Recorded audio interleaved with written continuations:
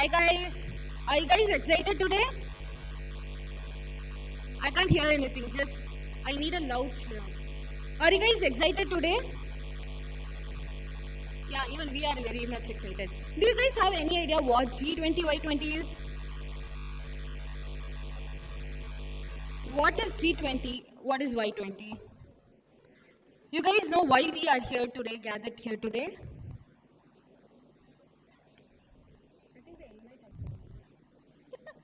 Yeah, it is in the invite, but this is Global 20, you are 20. Here we are gathered to talk about the ecosystem for business and working towards Industry 4.0. So, yeah, we'll also be discussing about how to adapt to the future and how to adapt to the future of work since the technology is evolving so quickly. So yeah, now can I get a loud cheer for the event? Come. Yes, more.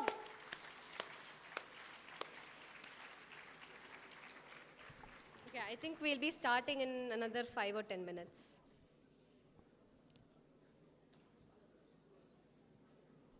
Thank you guys for your patience. Please maintain the decorum.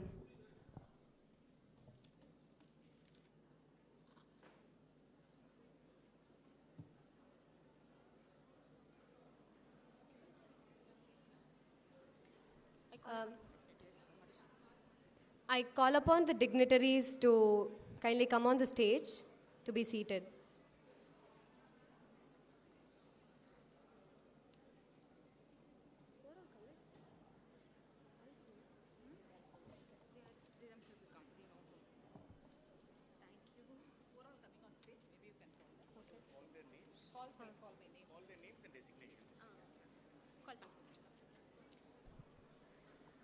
Mr. Pradeep Chandramohan, Chapter Chair, YI Chennai. Mr. Srivas Anantaraman, Chapter Co-Chair, YI Chennai. Mr. Seshu Karthik, Learning Vertical Chair, YI Chennai. Mr. Varan Mittal, Yuva Chair, YI Chennai. Mr. Arun Roberts, CII Chennai Zone Head. Dr. T. Usha Priya, Vice Principal, Self-Supporting, Ethiraj College for Women. Dr. Renuka Devi, Faculty, Ethiraj College for Women. Our nodal officers, Ms. Priyanka and Mrs. Pujita. And our college Yuva Chair, Swarna Kripa. And our co-chair, Adira.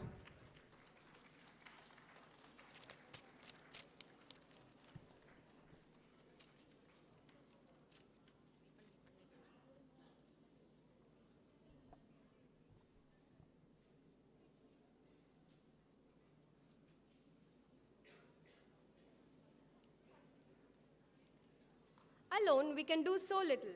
Together, we can do so much. Helen Keller. A warm greetings to one and all present here. I am Vijay Lakshmi and this is Prerna. We on behalf of Ethiraj College for Women are very proud to have the opportunity to host the Y20 conclave in Chennai. And we extend our hearty welcome to all the YA speakers, panelists, special guests, teachers, students from various colleges in and around Chennai, and our dear friends from Ethiraj. As we gather here today, we are reminded of the power of collaboration and the importance of working together towards a common goal.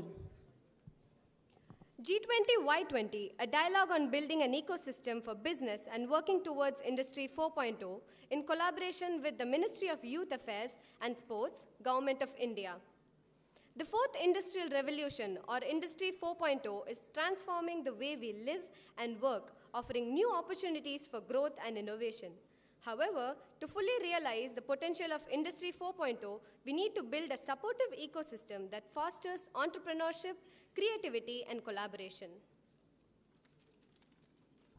We are honored to have with us today a distinguished group of guests who share our passion for innovation and sustainability.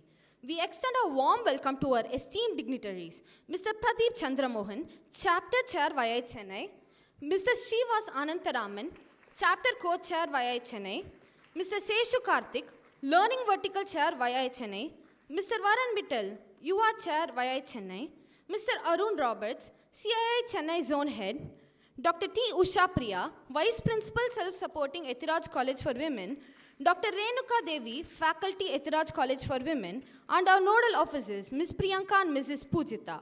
Your presence here today is a testament to your commitment to building a better future for all.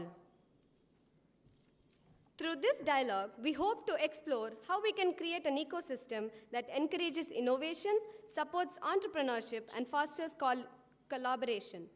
We believe that by working together, we can create a brighter future for all and help shape the world of tomorrow. Before starting our prolific day, I request all of you to rise for the Tamil Thai Varthu.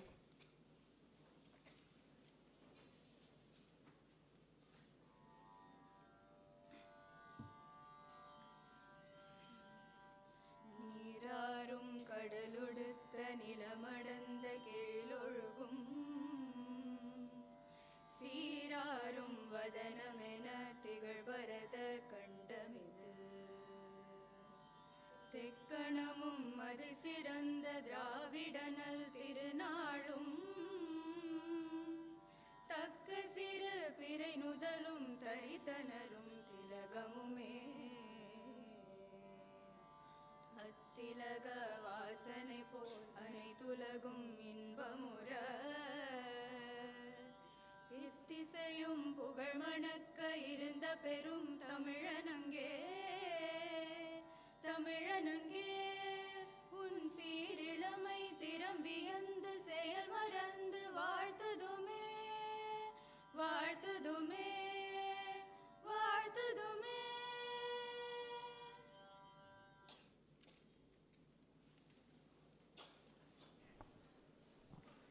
Thank you, friends, for this great start to this morning. Now, I would like to welcome Dr. T. Usha Priya, Vice Principal, Self-Supporting Ethiraj College for Women, to welcome our dignitaries with fruit baskets.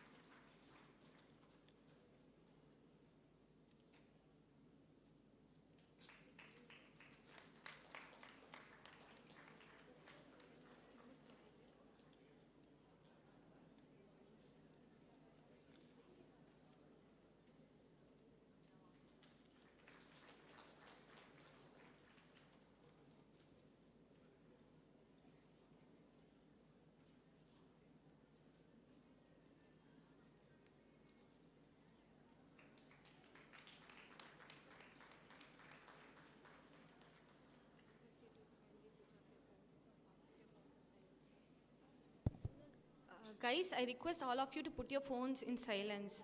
Thank you.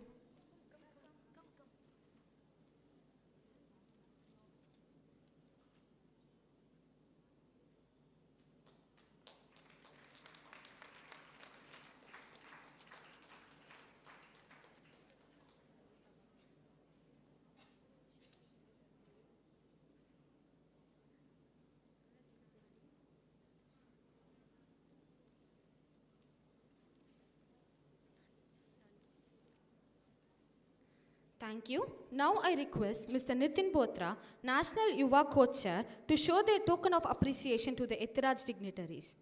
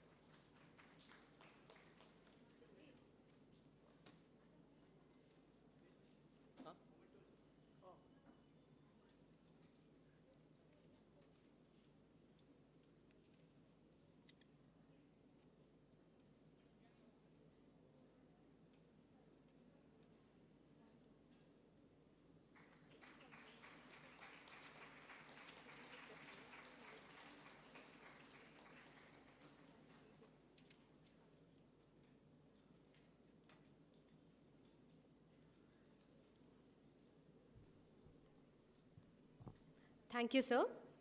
Now, I invite Dr. T. Ushapriya, Vice Principal, Self-Supporting Ethiraj College for Women, to deliver the welcome address.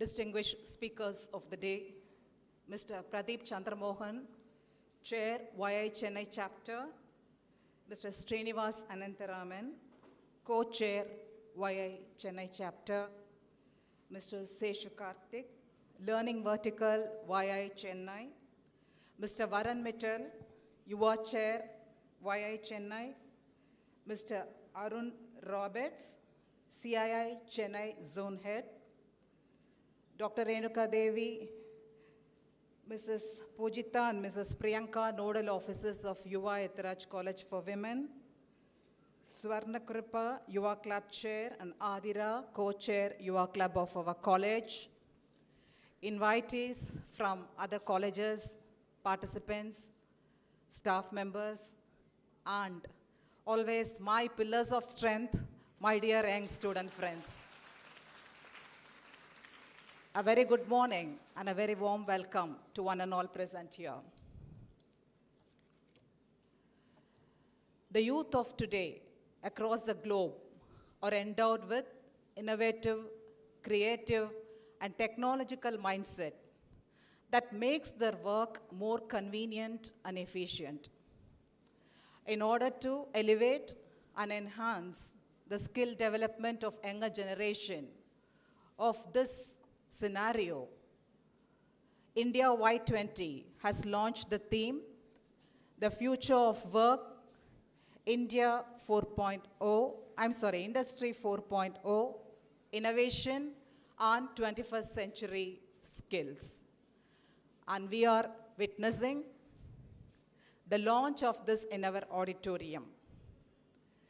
In order to enhance this, the government has taken the initiative to elevate the skills, and this is a proud and momentous occasion for both our college and Young Indians CII to launch this Y20 dialogue in this historic auditorium of our esteemed institution, particularly in the tri-quadra centennial year of our college.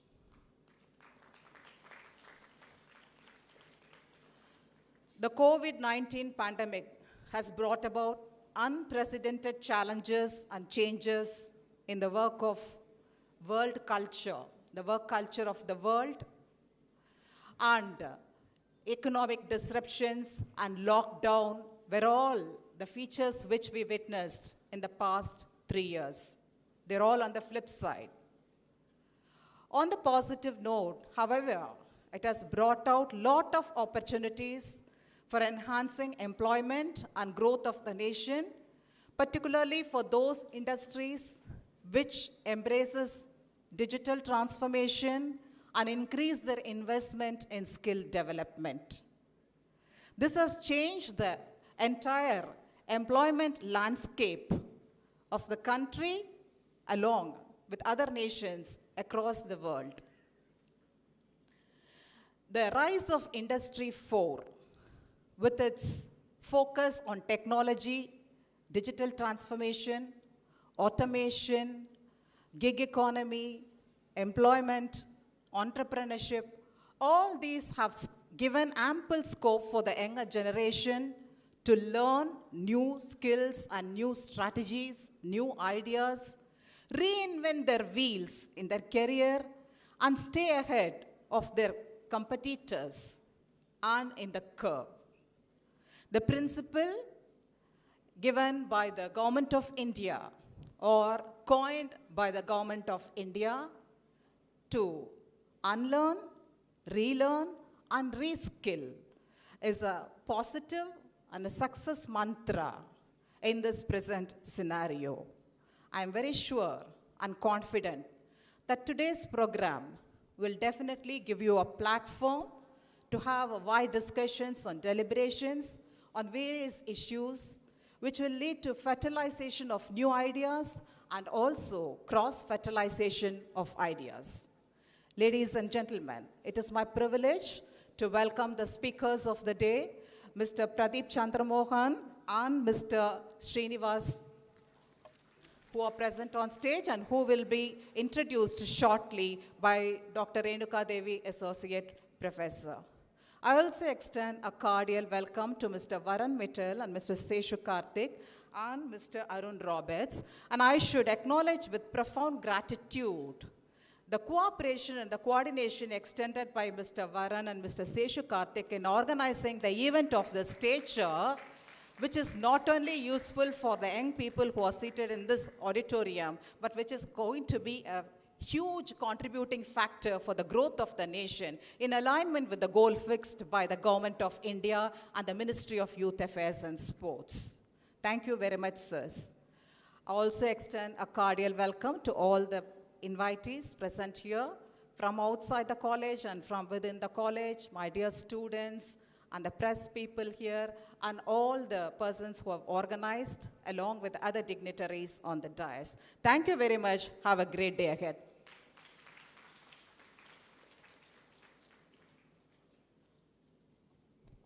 Thank you, ma'am, for the insightful words of wisdom. Now, I would like to call upon Dr. Renuka Devi, faculty, Ethiraj College for Women, to introduce our speakers.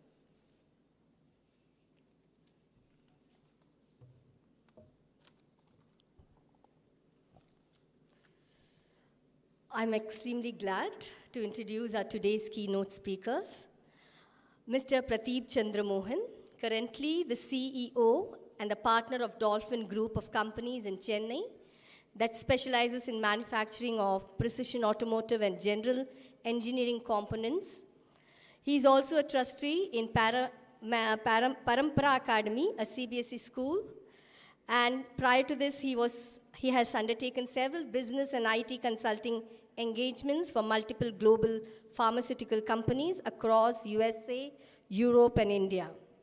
He is actively involved with Young Indians and has served as an executive committee member at YI Chennai chapter and headed various verticals such as employability, road safety, climate change, where he has spearheaded various projects in collaboration with the government, schools, colleges, and other NGOs. He has undergone the Indo-German Managers Training Program in the year 2016 in Germany. This program was sponsored by the government of Germany and India to promote partnership and provide exposure to German culture and business environment and facilitate partnership opportunities for business growth.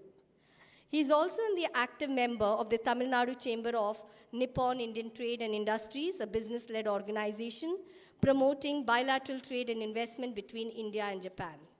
Pradeep holds master's degree in computer science from Syracuse University, New York, USA, and bachelor's degree from University of Madras in information technology. He has co-authored several conferences and journal publications in the field of computer security and research. We welcome you, sir.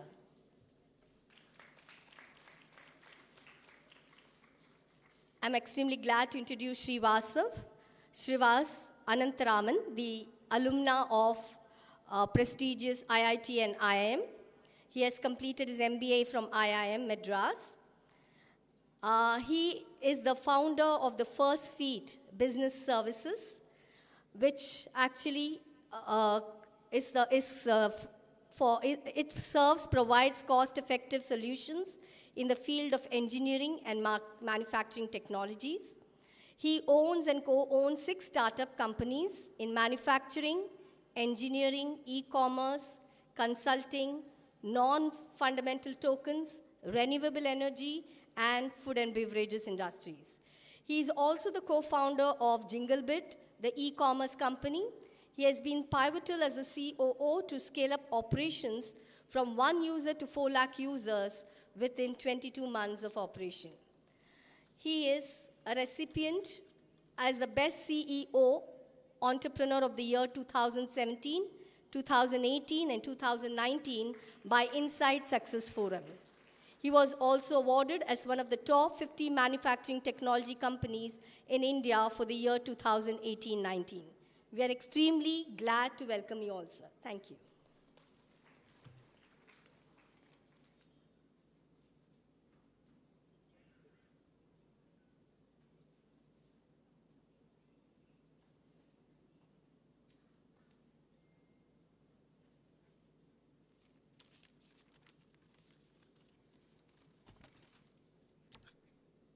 I would like to call upon our YI Chennai Chapter Chair, Mr. Pradeep Chandramohan, to address the gathering.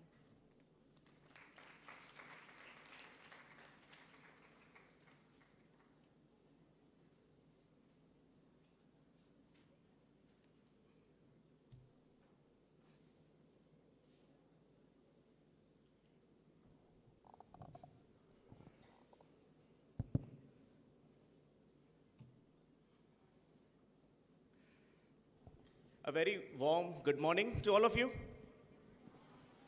Okay, so you're all awake. Good to see so many students here. A big participation from your own Ethiraj College. And we have students from 15 plus colleges here. Let us give a round of applause for that.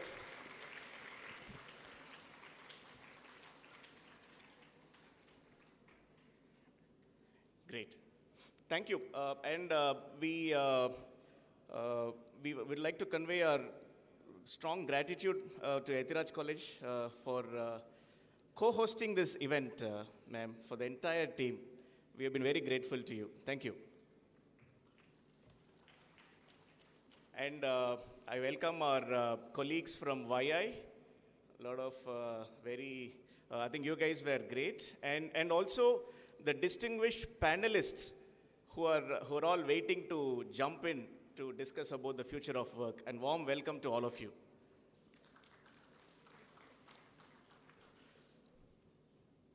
Let me give a brief about, okay, what is this G20?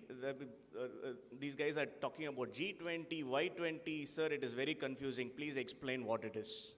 I'll just take 5 minutes to explain about what G20 is. Some of you may already know, but it is good to know more. G20. So G20 is a group of intergovernmental forum comprising of 19 top economies of the globe, plus the European Union. That is a 20th entity as part of the G20. And they meet every year. They have a summit.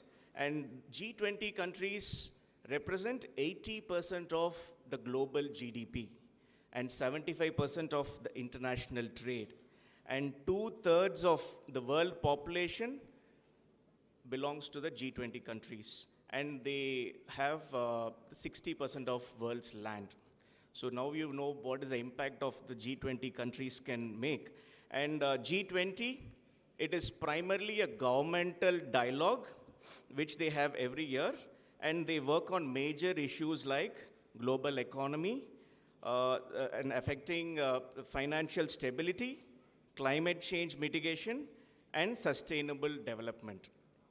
Okay, so as college students or as YA members or the panelists or the distinguished guests sitting on the stage, okay, what is our contribution here? I think that is the next question, right?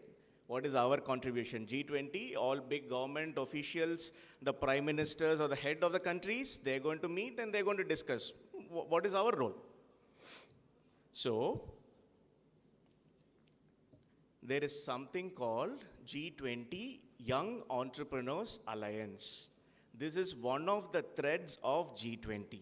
So it is basically an alliance of 5 lakh entrepreneurs across these 20 different countries.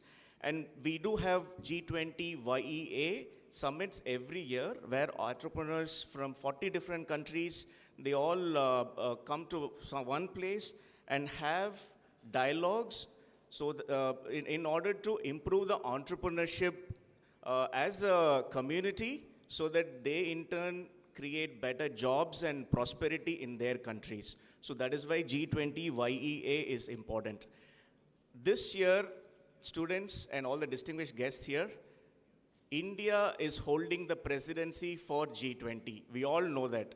And there is going to be a big conclave hosted by our Indian government, headed by our Prime Minister, in the month of September.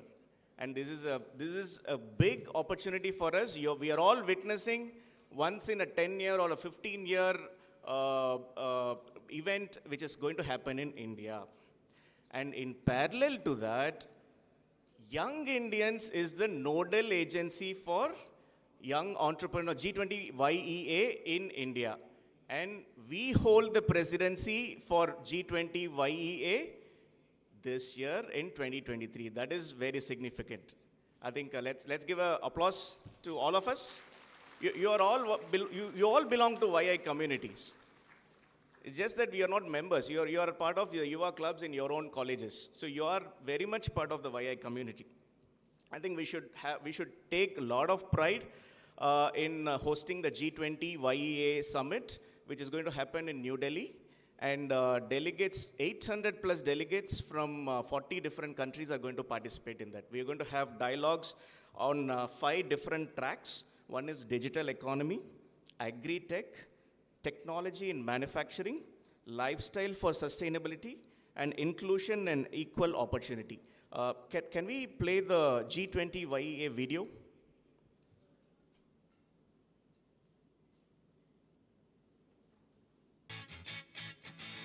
This is the era of India rising.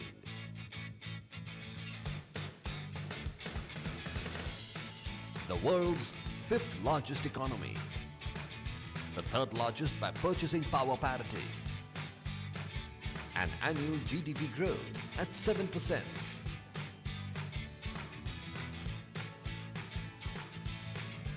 Little wonder it has been declared as the world's fastest growing economy. Set against this dynamic background is the G20 Young Entrepreneurs Alliance Summit 2023. Poised to focus the world's attention on India's areas of specialities.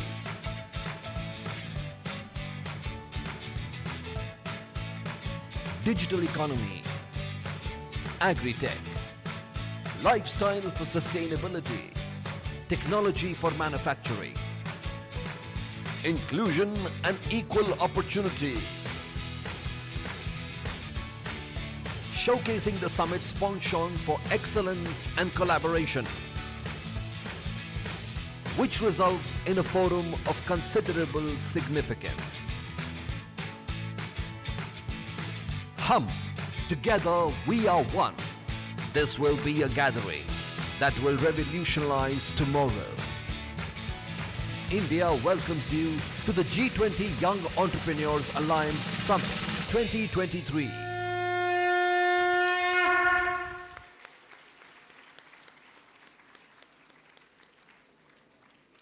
Thank you.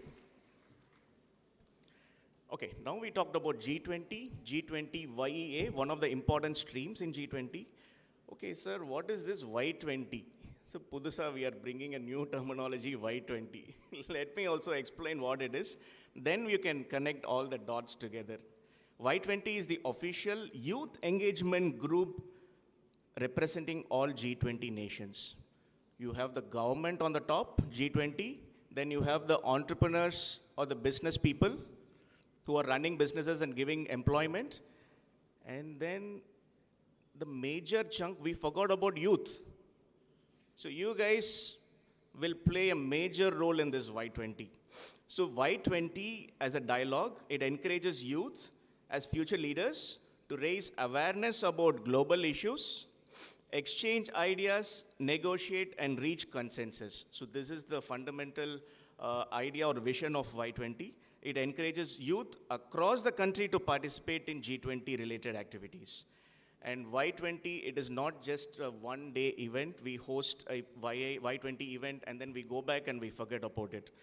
The important thing is, please note, students, Y20 is a process which brings together the young leaders from across the globe to discuss and debate global challenges and agree policy recommendations that is known as communique, which is a official document, which is the outcome of the Y20 National Conclave, which is going to happen later in the year, which is announced publicly at the Y20 Summit and presented to the world leaders in G20 as part of the official G20 Summit.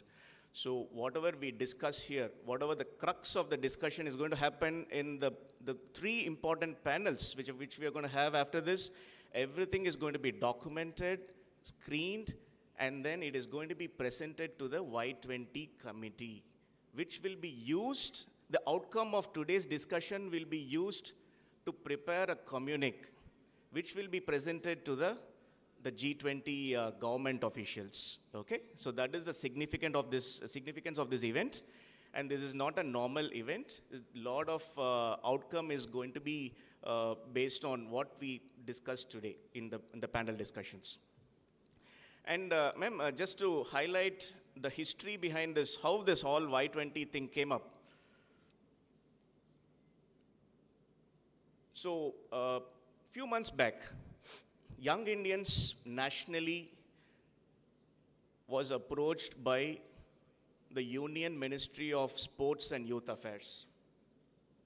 You would be seeing on the LED screen. They said, you guys connect with the youth. You work a lot of projects and initiatives for the youth. Why don't you guys do 60 different Y20 dialogues in 60 different cities? And that is how it all started, ma'am. And in Chennai, we are the official host for Y20 dialogue. And let us all take pride in that. And we thank Ethiraj College to partner with us to co-host this event. And it is something really great. Thank you. And students, can we play the second video?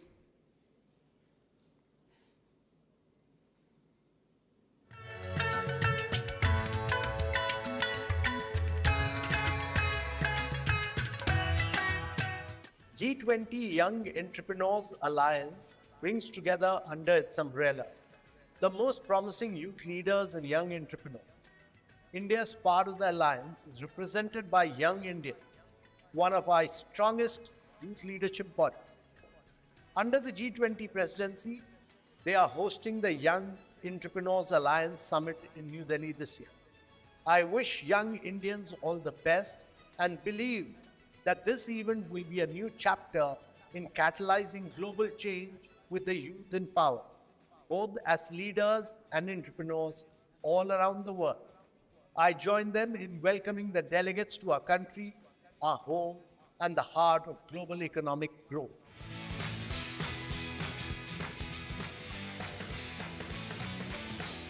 Friends,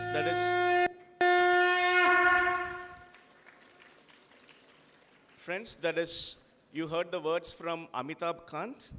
He was the ex-CEO of Niti Aayog, which was the erstwhile Planning Commission, one of the most crucial and important bodies.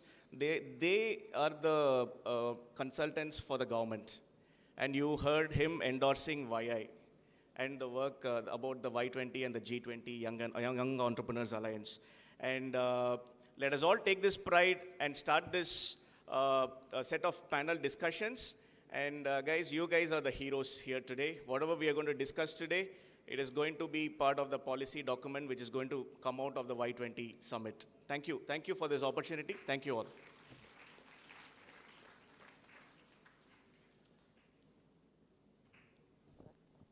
Thank you, sir, for inspiring us. Now, I request our YI Chennai chapter co-chair, Mr. Srivas Anantaraman, to deliver his words of wisdom.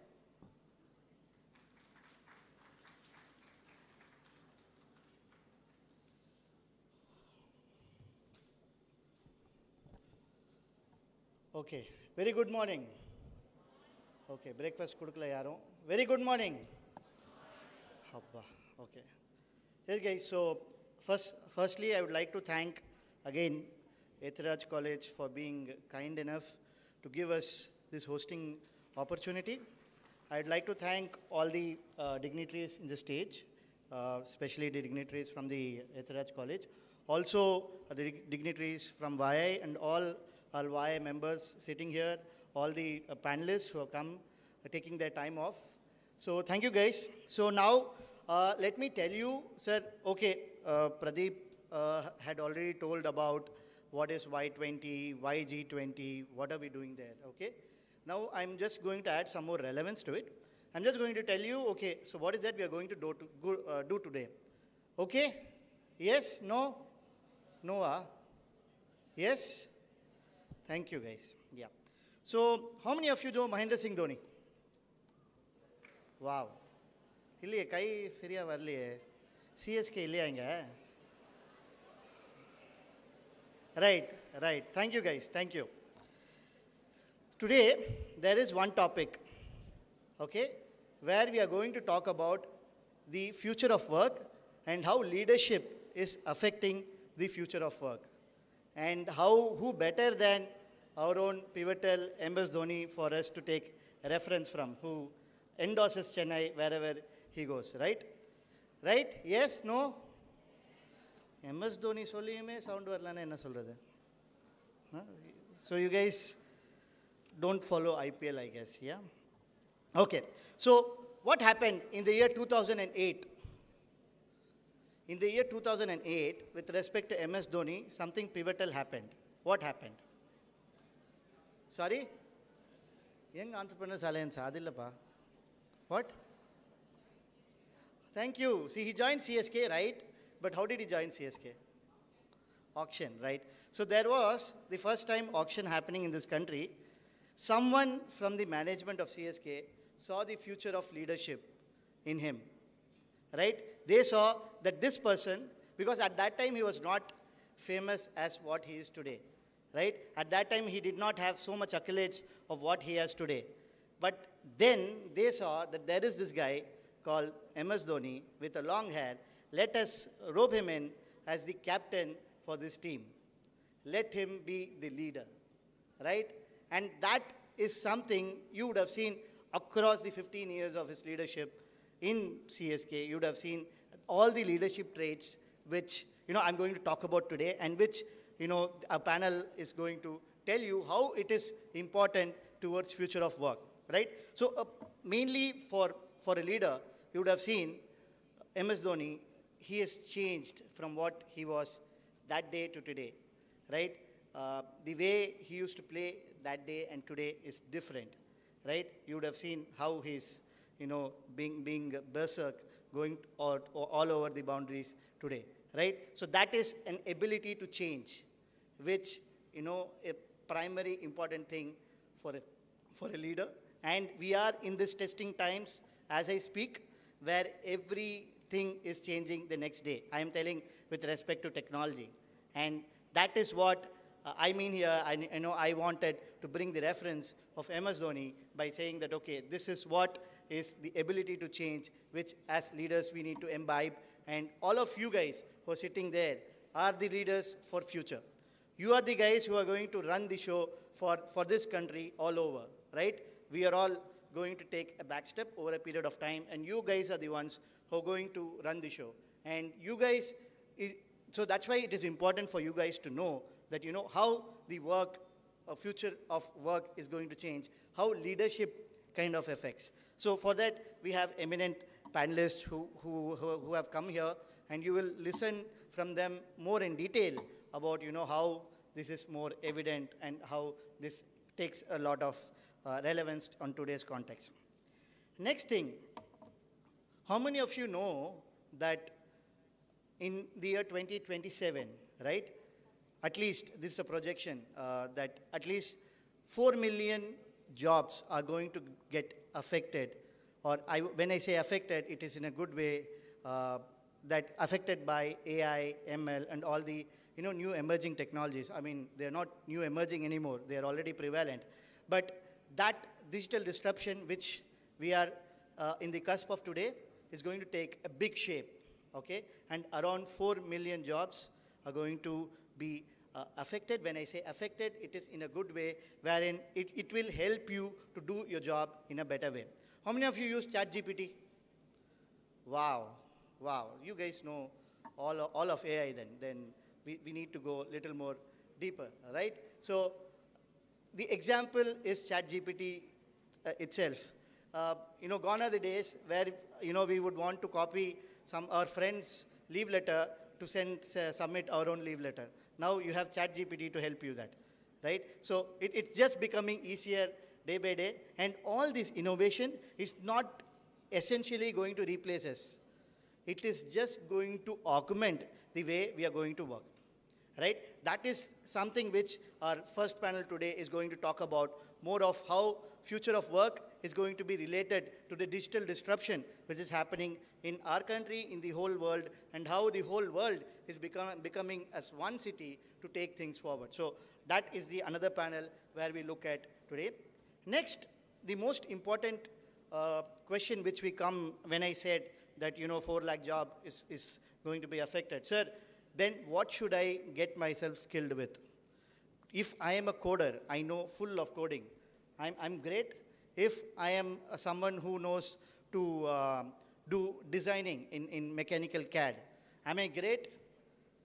Those answers are going to be answered in our panel discussion, which is the future of work towards learning, how learning is affecting the future of work. So there are a lot of skill sets which is emerging, which has emerged, which the students like you would be wanting to know. Okay, these are the skill sets which I should look up to, and these are the skill sets which will help all of us do a lot of things. I mean, you guys are aware that in today's context, learning is just a button away, right? You go to, for you to be, for you to learn yoga, you need not go anywhere. You just have a YouTuber whom you need to follow, right? So learning is becoming simple. Having said that, what are the skills which I should learn is something which you should know, so that you become more smart. As I said, there'll be so many jobs which will get affected, right? When I say affected, you should know to learn all of these technology, or the use cases of technology. I won't say the technology by itself. So when we say NFTs, right? So you need to know that, okay, what is the use cases of NFTs which I can use and make a business out of it, or make my job easier by doing things, right? So those are the things which today in learning we are going to talk about. So before I close my address for today, I would like to again thank all these students who have felt important to be here. I think all of you guys should get a good round of applause, guys. Please. Yeah, why I'm telling this is the whole of this is being done so that you guys get more armed up when you go to your workplace, or when you go run your own thing, or when you do things which is relevant for this country, right? And you found that, okay, this is important to me. Let me come here Monday morning, 8:30 in the morning. Let me take my time, come here and listen to people. We have all dignitaries, stalwarts from the industry who have come here today. Thank you, all of you, for making it today. And all of those guys are going to just tell you their words, their experiences, shared knowledge, which is going to help you to shape up your own career. By that way, you will shape up this country, which is most important to us. Yeah? Thank you, guys. Thank you.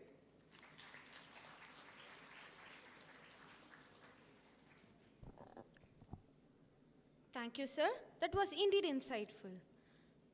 We will now be preparing for the first panel discussion. I request the dignitaries on stage to occupy the first row of the auditorium, and I request all the audience to maintain their decorum. Thank you.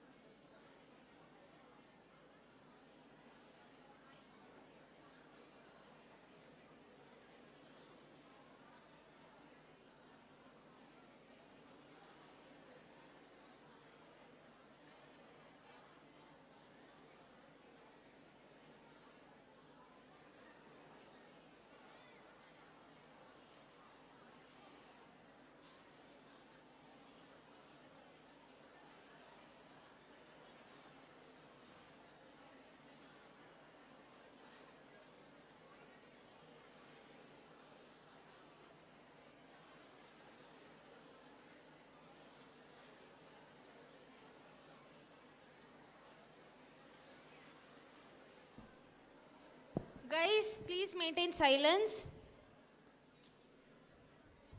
Please settle down, please.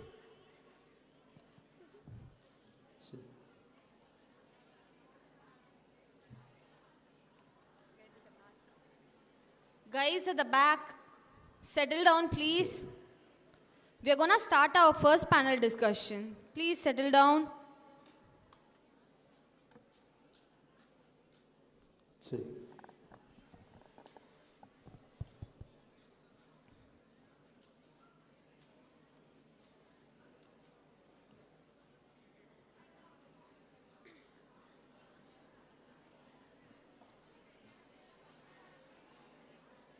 Guys, please maintain silence. Thank you.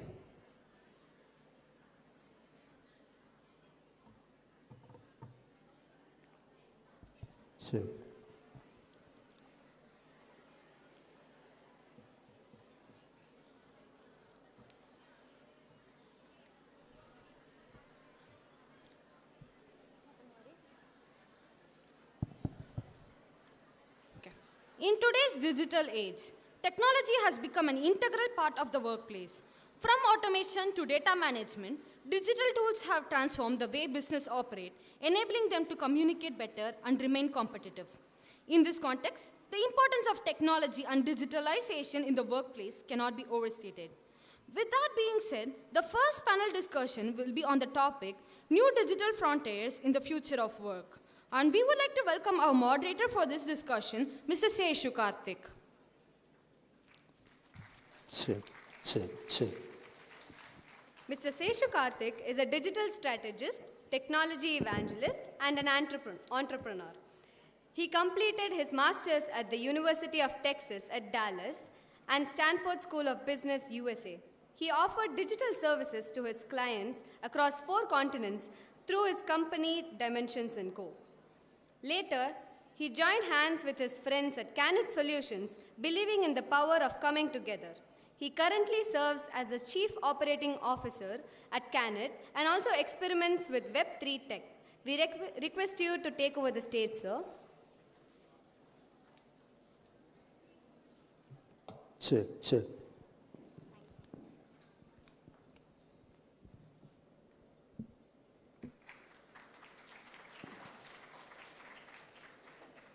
Boys and girls, ladies and gentlemen, a very good morning.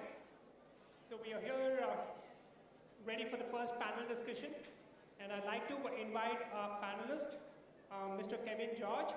Please come on dais. Mr. Kevin George is a technology thought leader with more than 20 years of experience. He is the author of Digital First and a column writer in Forbes India. He is a thought leader who has been quoted and published in several industry magazines. He is an active member in the industry through the organizations like CII and NASSCOM. He currently dons the role as a director for information systems at Expeditors. It's a global company headquartered in United States. Welcome to the panel, sir. We have our second panelist, Mr. Maran Nagarajan. Please welcome to the dais, sir. Mr. Maran Nagarajan is the founder and CEO of a Chennai-based company named Car Technologies. Car Tech is a focused global SAP consulting organization and a market leader in GCC in SAP consulting. Maran is a stalwart leader par excellence, driving a workforce of 1,500 plus professionals in more than 10 countries. His teams handle 2,000 plus assignments of Fortune 500 global customers. In short, Mr. Maran has started and transformed Car Tech into a global SaaS leader. Welcome to the panel, sir.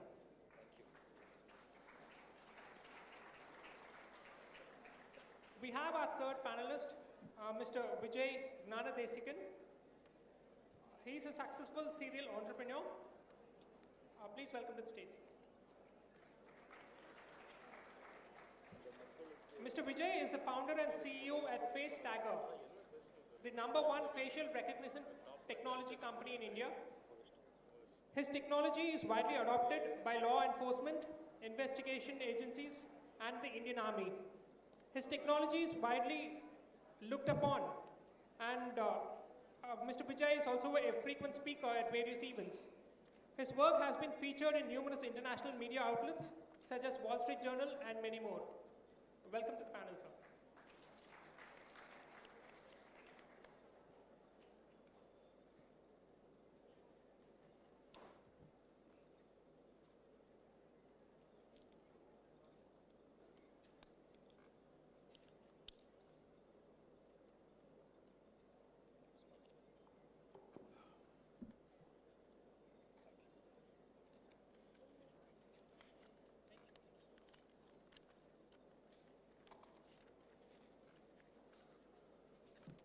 Okay, the very first panel discussion, I'm pretty sure all of you know that the theme for today is the future of work.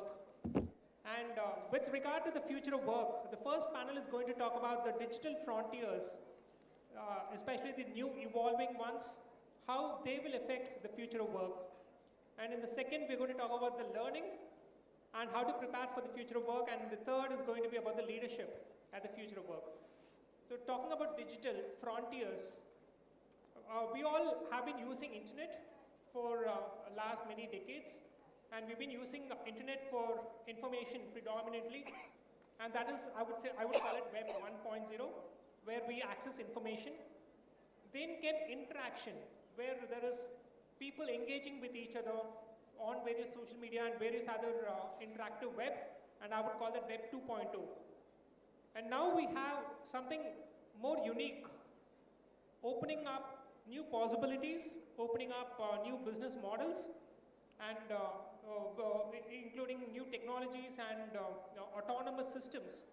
And I would call that Web 3.0. So the Web 3 is predominantly by the blockchains. They were done with the NFTs are again an integral part of the Web 3. There is the metaverse, which most people are excited about. With that context, let's start talking about how Web 3 sets a new paradigm shift to the way we work in the future. So, Mr. Kevin, you can take the mics.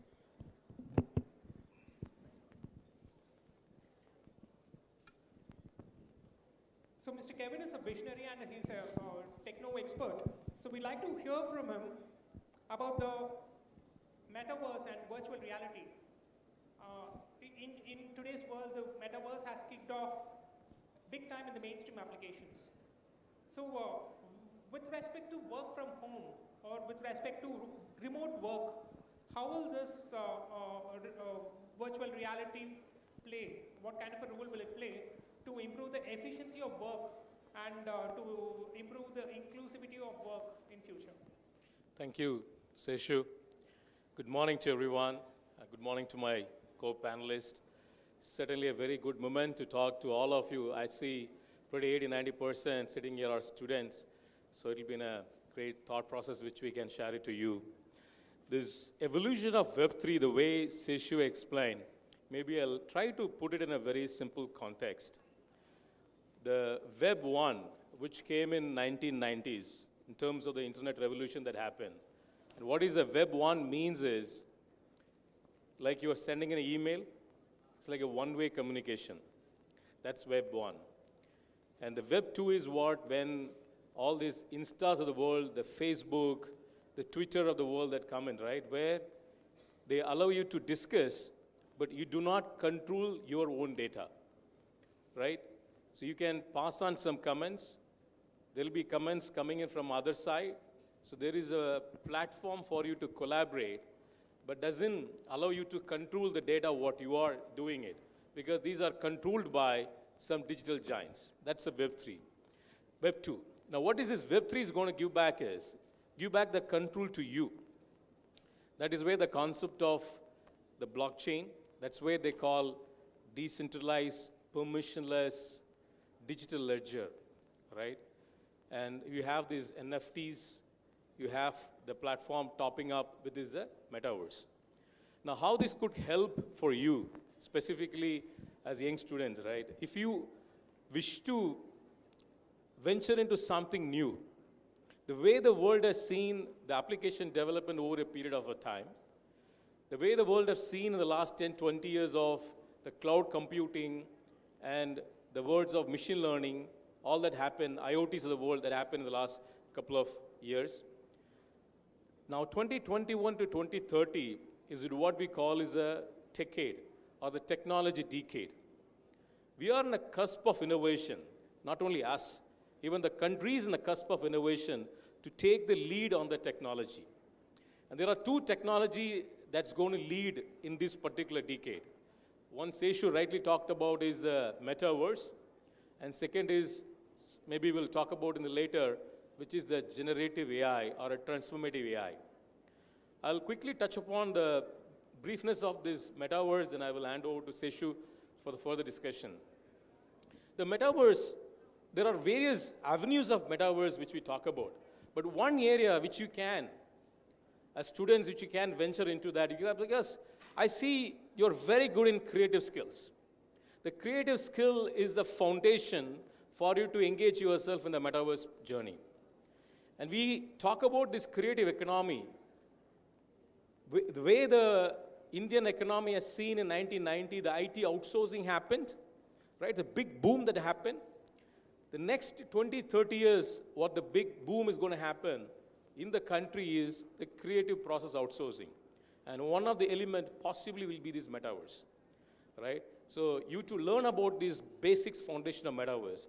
And one of the foundational technical skills that you need to learn in the metaverse is the blockchain. Unfortunately, today, the country has only 75,000 trained professionals on blockchain. We are absolutely latching behind from the world, where if you see in the developed countries, there are 400 million people are already users of metaverse, whereas in India, it's kind of scaling up. I'm not sure if you have seen the statistics, recent times, maybe last week or 2 weeks before, we are number one. You know what we are in number one? Population. Yeah, maybe somebody might have seen my Twitter, whatever. 1.42 billion, we have become number one. But that actually, I see is a very positive way, because that level of the human power, the world has it. And India is going to lead in the new age of technology. And I see the metaverse will play a very big role. And definitely that will transform the way of the working, right? In terms of organizing your meetings, in terms of day-to-day delivery of the work. But are we going to do that? I don't think so. Still, we are in the hybrid model of working, but it will take maybe another 4 to 5 years to mature the phase of the metaverse and the virtual reality that can come into the office and enable us to have a very productive work. Great, yeah. So that was informative.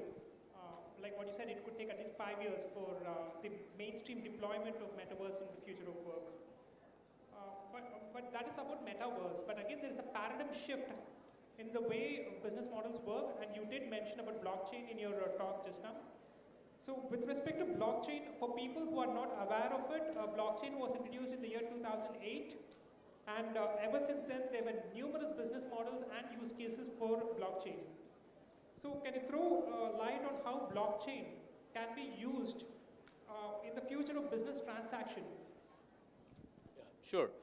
So sometimes, when we talk on a very high tone English, people may think that something they're talking on a cloud nine. Let me come to the ground and talk. நம்ம internet use பண்ணுறோம்ல, இன்டர்நெட்டில் mail அனுப்புகிறோம், அது ஒரு platform. அதில் நம்ம bank transactions பண்ணுறோம், அது ஒரு பிளாட்ஃபார்ம். ஒரு பர்சன் ஏ, பர்சன் பி, நான் காசு அனுப்புகிறேன், பர்சன் பிக்கு போகுது. இதே இது ஒரு 10 பேர் சேர்ந்து ஒரு பர்சன் ஏக்கு அனுப்பும்போது 4 டிரான்சாக்ஷன் சக்ஸஸ்ஃபுல்லாக இருக்கும், 5 டிரான்சாக்ஷன் ஃபெயிலியர் ஆகும். அது வேறு ரீசன்ஸாக இருக்கும். இன்னொன்று, அதோடைய டேட்டா ப்ரைவசி இன்னைக்குள்ள சிச்சுவேஷனில் என்கிட்ட கண்ட்ரோல் கிடையாது. பட் இந்த பிளாக்செயினுடைய concept that brings a decentralised distributed ledger. அப்படியே எல்லா இடத்துலையும் இருக்கும். பெர்மிஷன் உங்கள்கிட்ட இருக்கும். ஒரு சிம்பிள் எக்ஸாம்பிள் எப்படின்னா, உங்களுடைய டேட்டாவை நீங்கள் ஒன்று சேஞ்ச் பண்ணுன்னா, இன்றைக்குள்ள கான்டெக்ஸ்டில் இது ஒரு டீசென்ட்ரலைஸ்ட் ஒரு டேட்டா பேஸ் மாதிரி வச்சிங்களேன். இப்போ ஐடி ஸ்டூடெண்ட்ஸ் இருந்தீங்கன்னா டேட்டா பேஸ் கான்செப்ட்ஸ் உங்களுக்கு தெரியும். ஸோ டீசென்ட்ரலைஸ் டேட்டா பேஸ்னால் ஒரு டிஸ்ட்ரிபியூட்டாக இருக்குது. ஒன்றில் சேஞ்ச் பண்ணால் எல்லா இடத்துலையுமே சேஞ்ச் பண்ணணும். That is how your data is highly secured. In simple terms, right? That is how your data is highly secured. So this becomes a foundation for transaction of your wallet. That is where so blockchain is a platform or a medium of platform. Inge virtual money vechchu நம்ம இன்டர்நெட்ல transfer பண்றோம் bank transferல. இங்க என்ன ஆகுது, that becomes a wallet. That is where we call digital wallet. அந்த cryptocurrency வருது, right? இப்போ NFTs பத்தி பேசுவாங்க, non fungible tokens, right? If you have, a lot of people know, but DALI இந்த மாதிரி சாஃப்ட்வேர்ல போய் if you search it out, you can create your own NFTs. இப்போ அந்த NFTsல போய் there are certain platforms like OpenSea.io.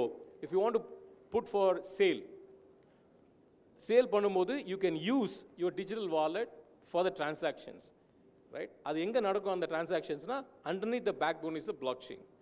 Now how this was, while Seshu was talking about, this was kind of got into the mainstream in 2008, but it took 15 years come into the main light.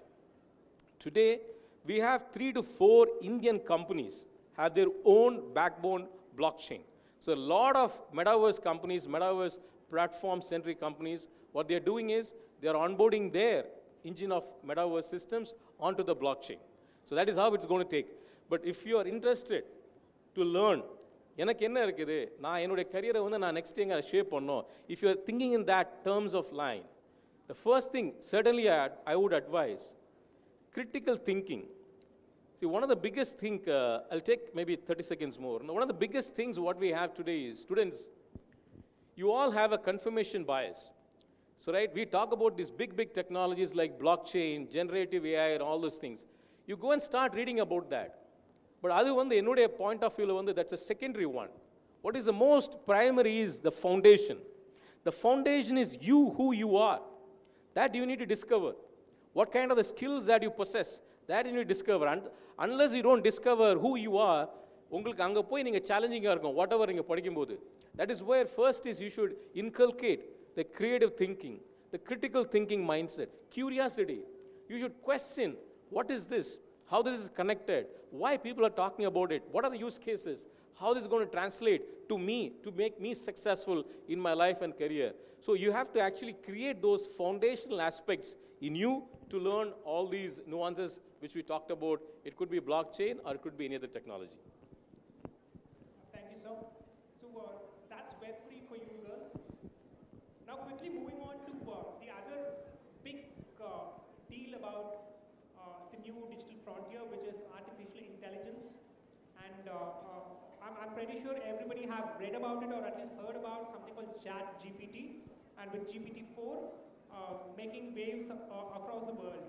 So with the AI being so progressing on an everyday basis, how do you think, Mr. Vijay, you can probably take this question on how do you think AI will transform the way we get work done, especially with the content generation part of it?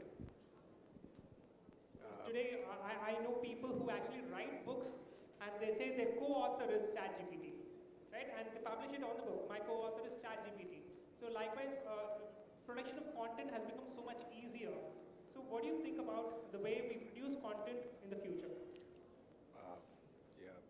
Seshu, the way I feel ChatGPT or any AI tool for that matter, it will complement the skills of a human being, right? So if you take any civilization for that matter, so we started with simple tools that actually helped us do things. When the computers were invented, things became faster. When the internet was invented, we became, connected.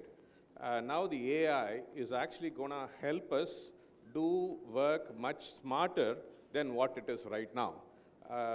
So we are, Kevin just said, we are the most populous country in the world right now, and that opens up a billion problems to solve, and we can actually create more solutions with AI. We can compete with global giants who might have 100,000 workforce with a very few workforce, or some individual using AI can actually find solutions to different problems, right? So ChatGPT or any generative AI engine these days runs a code. There are no code platforms. There are easy ways to host things.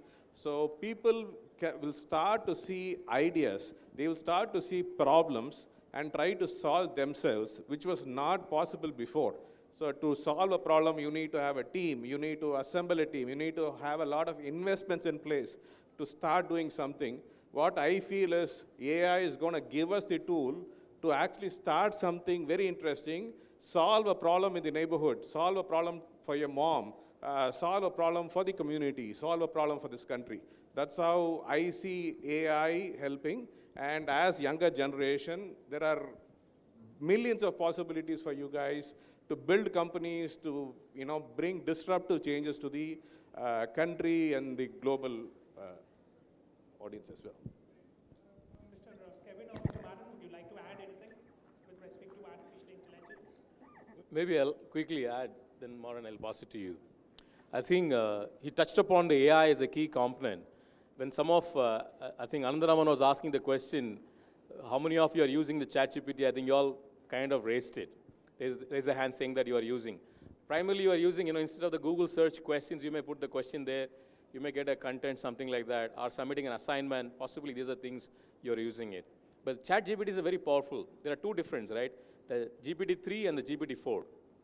You guys know the difference between the 3 and the 4? So in a simple way, 3 is a unimodal. Unimodal is only text. If you have noticed, whenever you use a current ChatGPT, you put a text, you get a response in the text. But the 4 is more powerful. It is a text, image, and the data. Right? It can read the image, it can read the data, and throw out the insights for you. Why I'm saying, because the 4 is going to be more commercialized.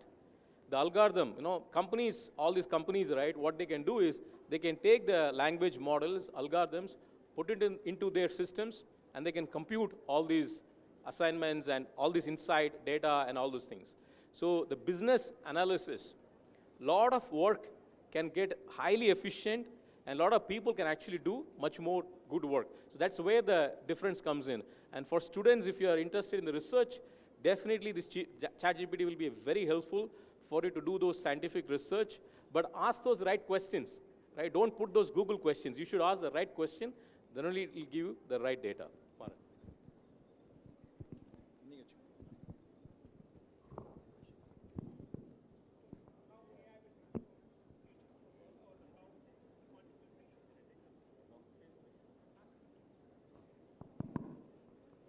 எல்லாருக்கும் வணக்கம்.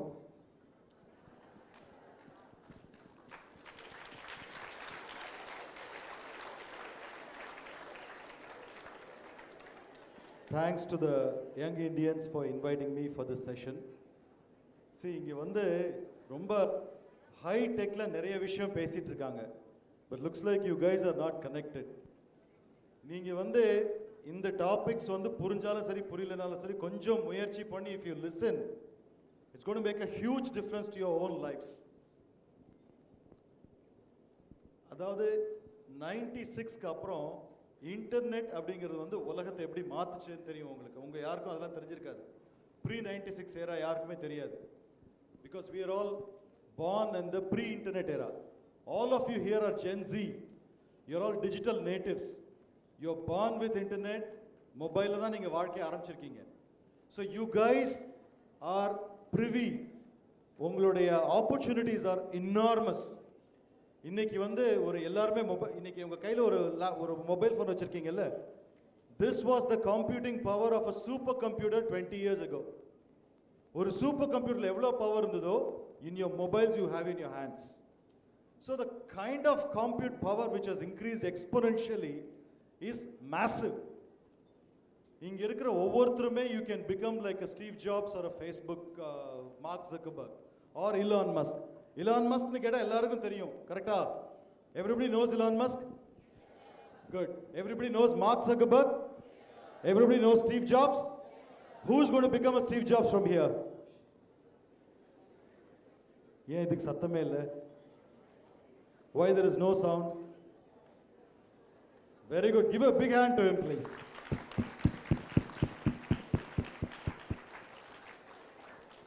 See, the point why this kind of sessions are being organized is for you to open your eyes towards all these future possibilities. ஏன் கலிஃபோர்னியால இருந்து மட்டும்தான் அந்த மாதிரி ideas வரணுமா? அமெரிக்கால இருந்து மட்டும்தான் அந்த மாதிரி ஐடியாஸ் வரணுமா? Can you guys create something like that?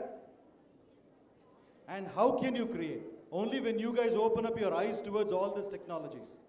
Only when you start thinking about what is blockchain, what is AI, what is ChatGPT, what is DA, இதெல்லாம் நீங்க NFT இதெல்லாம் புரிஞ்சிட்டா தான் உங்களால அதை தெரிஞ்சுக்க முடியும்.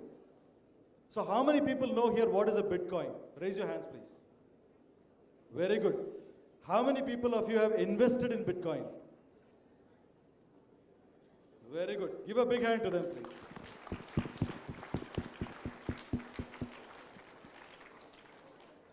Bitcoin எல்லாரும் கேள்விப்பட்டிருக்கீங்க. அது என்னன்னு தெரிஞ்சுக்கிட்டா தான் உங்களால வந்து அதனால ஃபியூச்சர்ல என்ன லாபம்னு புரிஞ்சுக்க முடியும். Bitcoin is nothing but a digital currency. It's a digital currency. What I'm going to say now, some people may dispute, but this is going to be a reality in few decades from now. உலகம் பூராத்துக்கும் ஒரே ஒரு currency தான் இருக்குன்னு சொன்னா நம்புவீங்களா? That is going to happen in the next 50 to 100 years. We will not have hundreds of currencies. Dollar, rupee, euro, இதெல்லாம் மறைய போகுது. We will have only one currency. அது எந்த கரன்சியா இருக்க போகுது நமக்கு தெரியாது. And people are saying Bitcoin could be that currency. Can you believe that? So, உலகத்தையே வந்து ஒரு டாமினேட் பண்ண போற ஒரு கரன்சி, அது ஒரு டெக்னாலஜி இப்போ உருவாகிட்டு இருக்கு. நம்ம கண்ணு முன்னாடி உருவாகிட்டு இருக்குன்னா அதை தெரிஞ்சுக்க வேண்டாமா? ஸோ அதை பற்றி சொல்கிறதுக்கு தான் வந்து I think the people have assembled here. So I request you to give a little bit of an attention to understand that. So இப்போ பிட்காயின் அப்படிங்கிறது எப்படின்னு கேட்டிங்கன்னா ஒரு கரன்சி மாதிரி தான். இப்போ கரன்சினாலே அதுக்கு வந்து ஒரு அரசாங்கம் தேவை, கரெக்டா? இன்னைக்கு ருப்பிங்கிற கரன்சியை யார் சப்போர்ட் பண்றா? யாரு யாரு திருப்பி சொல்லுங்க. Indian government. இந்தியன் கவர்மெண்ட்னா ரிசர்வ் பேங்க் ஆஃப் இந்தியா, கரெக்டா? So Reserve Bank of India நினைச்சா மட்டும்தான் ஒரு கரன்சி நிற்கும். ருப்பிங்கிற கரன்சிக்கு மரியாதை. அதே மாதிரி ஃபெட் அப்படின்னு ஃபெடரல் ரிசர்வ்னு சொல்லி அமெரிக்காவில் இருக்கிறவங்க நினைச்சாதான் டாலர்ன்ற கரன்சி நிற்கும். இப்போ பிட்காயின்றது ஒரு கரன்சிக்கு இந்த மாதிரி யாருமே பேக்கிங் கிடையாது. தெர் இஸ் இதுக்கு பேர் தான் சாவரின் பேக்கிங் அப்படிம்பாங்க. இப்போ ரிசர்வ் பேங்க் ஆஃப் இந்தியாவோ ஃபெட் ரிசர்வோ they are called as sovereign backed currencies. Fiat கரன்சின்னு சொல்லுவாங்க. அதாவது ஒரு அரசாங்கம் சப்போர்ட் பண்ற கரன்சி. அப்போ ஒரு அரசாங்கம் சப்போர்ட் பண்ற கரன்சியை நடுராத்திரி வந்து இது செல்லாதுன்னு சொல்ல முடியுமா? சொன்னாங்களா? எப்ப சொன்னாங்க? டிமானிட்டைசேஷன். ஸோ அப்போ டிமானிட்டைசேஷன்ற ஒரு சிச்சுவேஷன் என்னாச்சு? No currency. அப்போ அந்த கரன்சி 1000 ரூபாய் செல்லாதுன்னு அரசாங்கம் சொல்ல முடிஞ்சது. ஆனால் பிட்காயினை யாருமே அப்படி சொல்ல முடியாது. That is a currency which is not backed by any government. ஒரு ஆர்பிஐயோ ஒரு ஃபெட் ரிசர்வோ அதை பேக் பண்ண கிடையாது. That is being supported by distributed millions and millions and millions of people. இப்போ நீங்களும் ஒரு பிட்காயின் வாங்குறீங்கன்னா you are also part of controlling that currency. அதான் அதனுடைய speciality. So that is the அதை எது பவர் பண்ணுதுன்னு பார்த்தீங்கன்னா that is the blockchain technology. So blockchain அப்படிங்கிறது என்னன்னா it is very very democratic. Every one of you can control the production and the distribution and the value of that currency. That is the blockchain. So please go and read something more. இப்போ சொல்றத வச்சு உங்களுக்கு ரொம்ப புரியாது. Please take some time, go read about blockchain. அந்த மாதிரி ஒரு bitcoin அப்படிங்கிற ஒரு கரன்சி வந்து இது வந்து ஒன் ஆஃப் த கரன்சி. இந்த மாதிரி நிறைய கரன்சிஸ் இருக்கு. ஈத்தர்னு ஒரு கரன்சி இருக்கு எத்தீரியம் பிளாட்ஃபார்ம்ல. இது எல்லாமே விதவிதமான டிஜிட்டல் கரன்சிஸ். இது எல்லாமே விதவிதமான கிரிப்டோ கரன்சிஸ்னு பேசுறோம். Even Indian government is going to bring a crypto currency, digital கரன்சின்னு சொல்றாங்க, சிபிடிசி. நம்ம ரிசர்வ் பேங்க் ஆஃப் இந்தியாவுமே they are going to bring something called as bitcoin, அதாவது சிபிடிசின்னு சொல்லிட்டு, அதாவது சென்ட்ரல் பேங்க் டிஜிட்டல் கரன்சின்னு பேரு. Ruby is going to be available like a crypto. இப்போ நீங்கள் வந்து வேலெட் வச்சுருப்பீங்க எல்லாருமே. பேடிஎம் யூஸ் பண்ணுறீங்களா? எவ்வளோ பேர் யூஸ் பண்ணுறீங்க பேடிஎம்? குட். ஸோ இப்போ அந்த பேடிஎம் மாதிரி ஃபோன்பே மாதிரி ஒரு வேலெட்லேயே உங்கள் டிஜிட்டல் ருப்பி கரன்சியை வச்சுக்கலாம். Reserve Bank of India introduce பண்ணுறதுலையே. So Reserve Bank of India is going to introduce a wallet.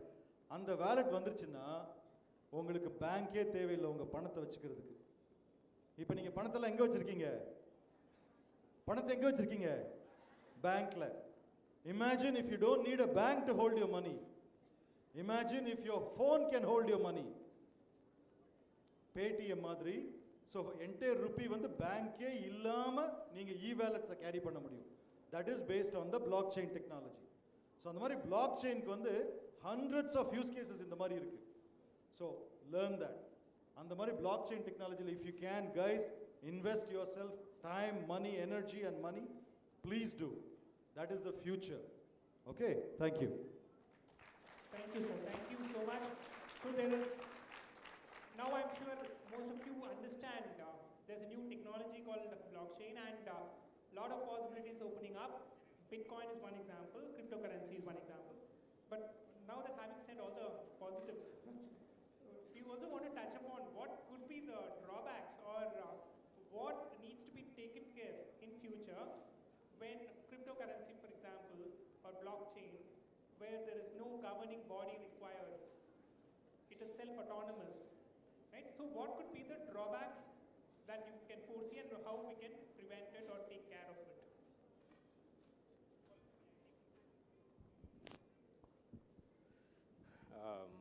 Say cryptos as such, right? So if a currency is not governed by the government, யார் வேணால் எந்த currency வேணால் deal பண்ணிக்கலாம், எவ்வளோ வேணால் currency வச்சுக்கலாம் அப்படின்னா, what it brings in is it leads to exchange of money without any policing, right? So drugs and gun cartels all use these kind of currencies right now as cryptos to actually deal with them, and there is a lot of untaxed cash that also goes into crypto. These are the challenges in having a cryptocurrency. But we are in a very early stages is what I believe in. They say Henry Ford வந்து first car கண்டுபிடிக்கும் போது he missed out on setting up a reverse gear. So reverse gear இல்லாம you cannot drive a car, right? So then after they fixed the reverse gear for the car and it actually made it movable. That's exactly how I see a crypto today. So the crypto doesn't have a reverse gear. It doesn't understand or it doesn't have all the rules and regulations that can become mainstream and do all of that.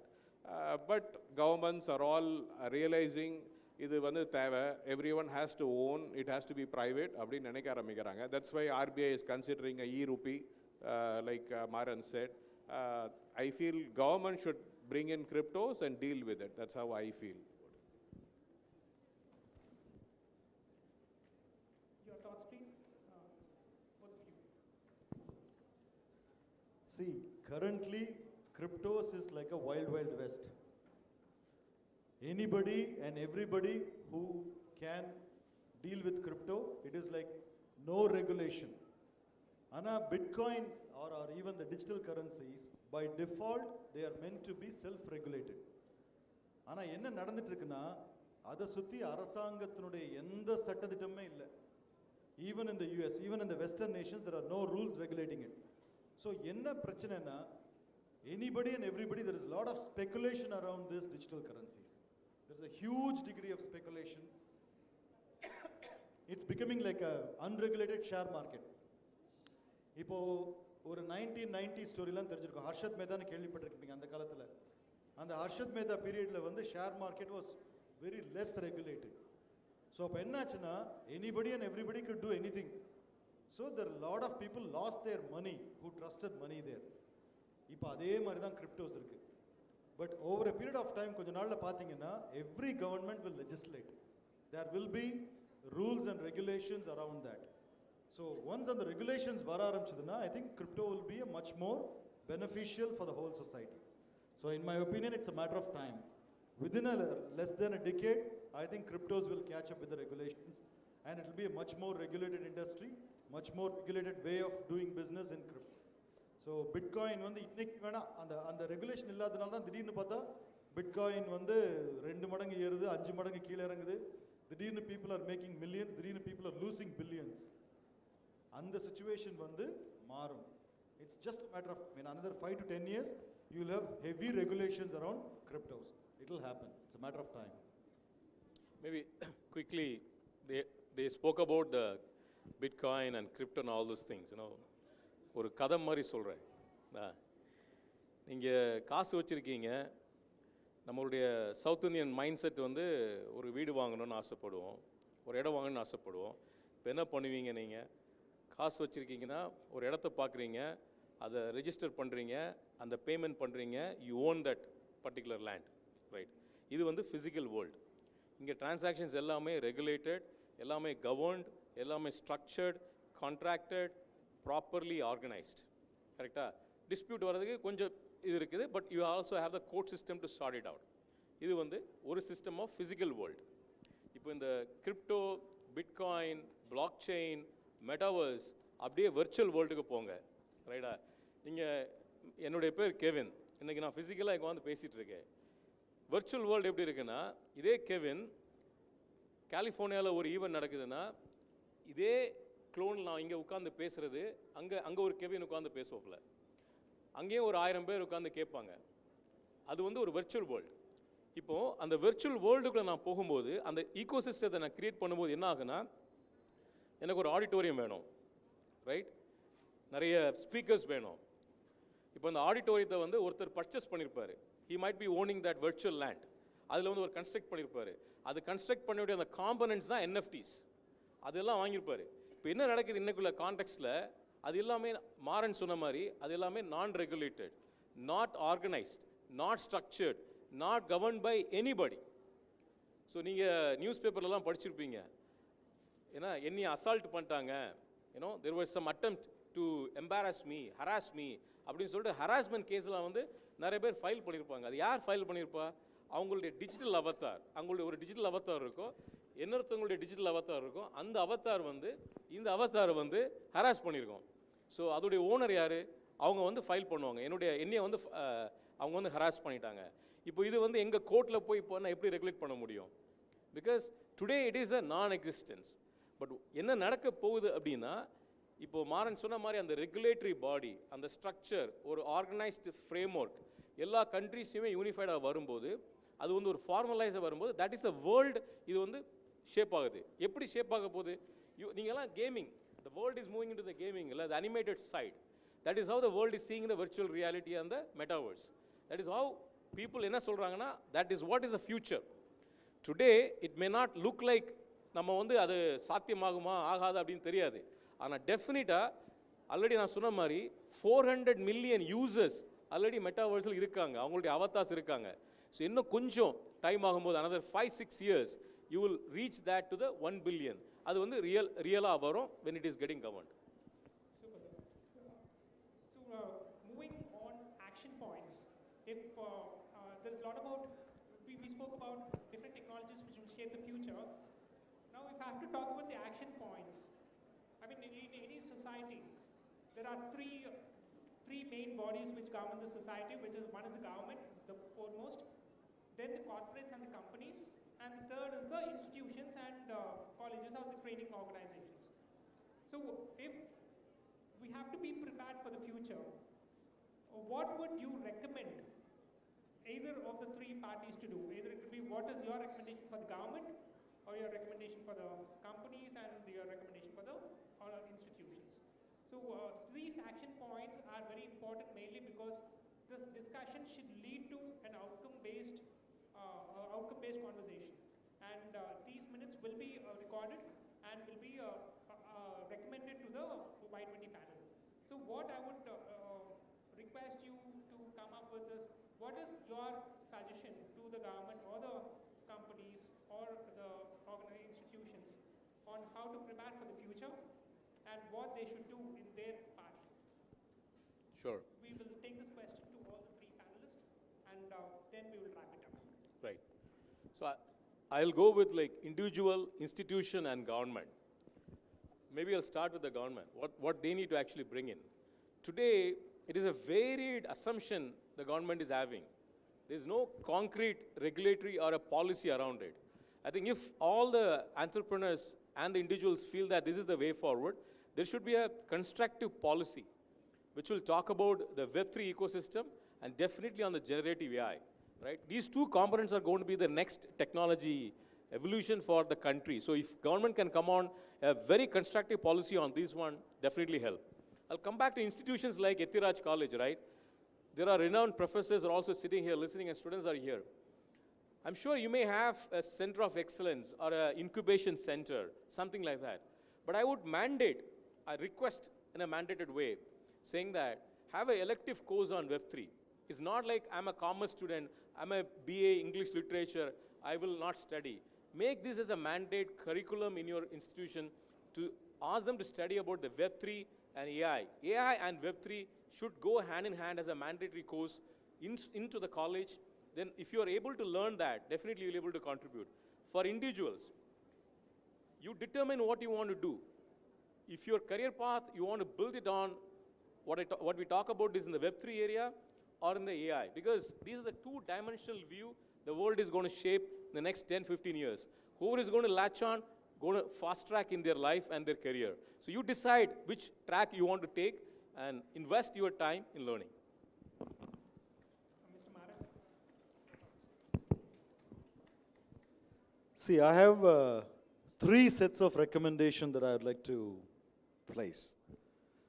See, the first is there has to be a radical shift in the way education is delivered to people. See, gone are the days where you have to mug up. We all belong, our education system belongs to the pre-internet era. Still reading books, curriculum, mugging up, vomiting an exam, right, scoring marks and getting grades. This needs to be completely relooked at. See, I know this is not a place for me to say about, and it's a blasphemy here to be and sitting in a Ethiraj college and speaking about that. But those days are not too far. You have to completely radically change the way we learn. It's about today with the chat GPT and the AI and the Googles which is available, knowledge is very, very, very fungible and contextual. You construct knowledge and deconstruct knowledge along the way. You don't have to build a permanent knowledge on anything and everything. The knowledge is such a fungible thing and a transient thing, and you have to constantly construct and deconstruct it. You have to focus on what is in hand, how do we get that done, and how do we leverage the knowledge to get that done. That should be the way of education. So the whole education needs to change, and that is a paradigm shift. You cannot have a set models of education. Governments need to experiment with that.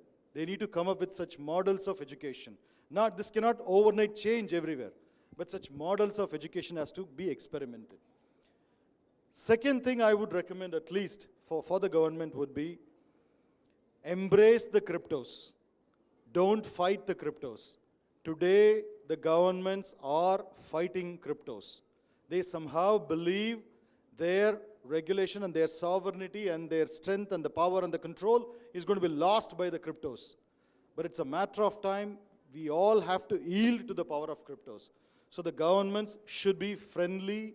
They should regulate, but not control. They should moderate, but not stop it. That's how the government should approach the whole cryptos. These are the. Thank you so much. Mr. Vijay. I'll start from the government. I agree with Kevin. We need to have better black and white regulations on what is allowed, what is not allowed.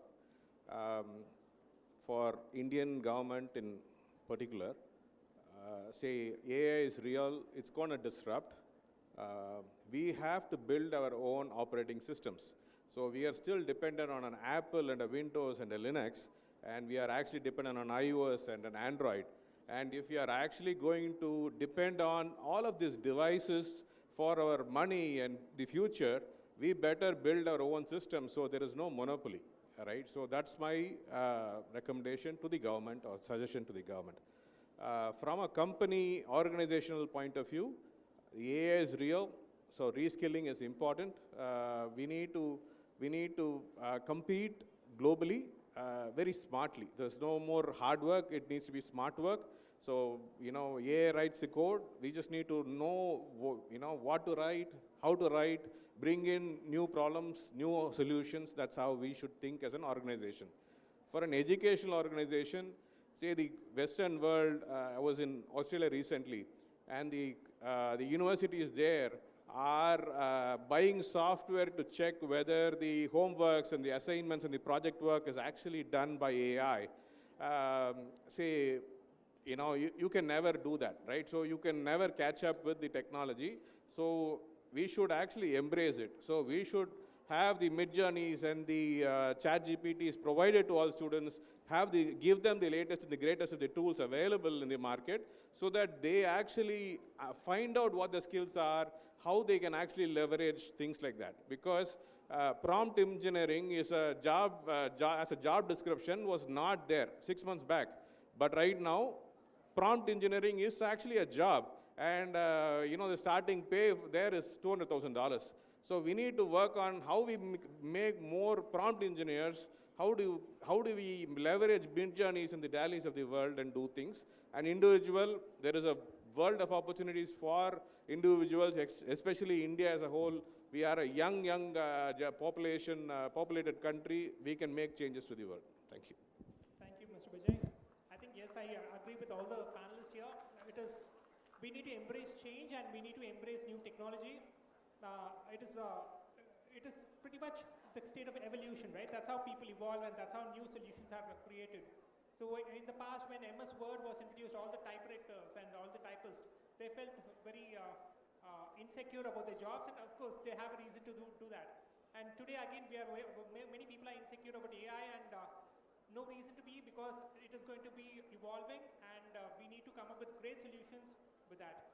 So with that, I thank the panelists for the great thoughts they have given, both about the present and about the future. So all the points noted, sir, and we will definitely convey all the information in a very succinct format to the government. Thank you so much.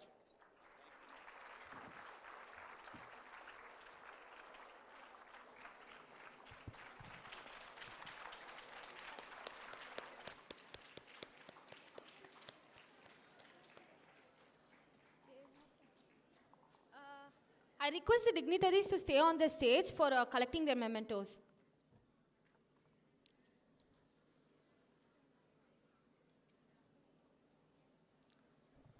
Now, I call upon Ms. Priyanka and Mr. Jayesha, along with our Yuva Health Co-Chair Shafana, to felicitate our panelist, Mr. Kevin George, Director for Information Services Expeditors.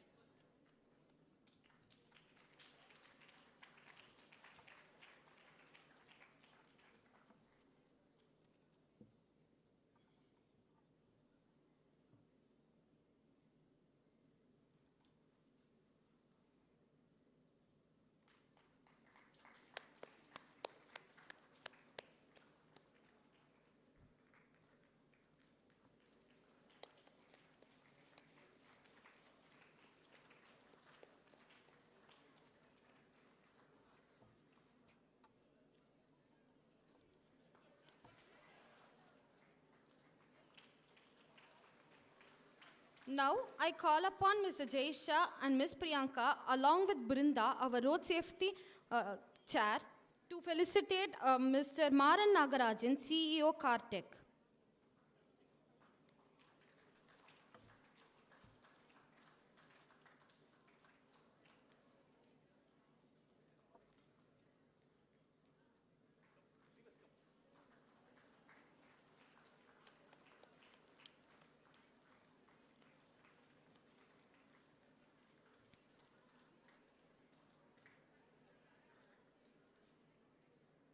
Now, I call upon Mr. Hari Babu and Ms. Priyanka to felicitate Vijay Jnanadesigan, CEO and founder of FaceTag R, along with Mahita, our Thought Leadership Chair.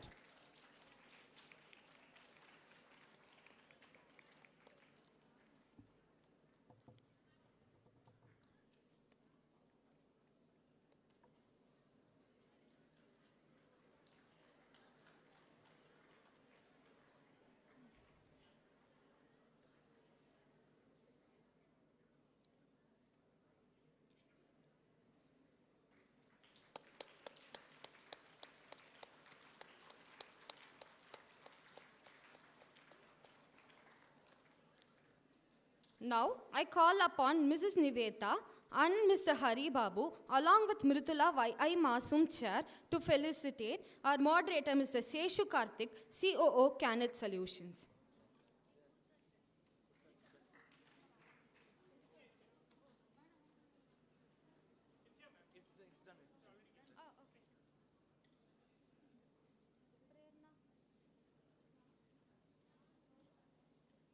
My apologies, the award has already been given. Now,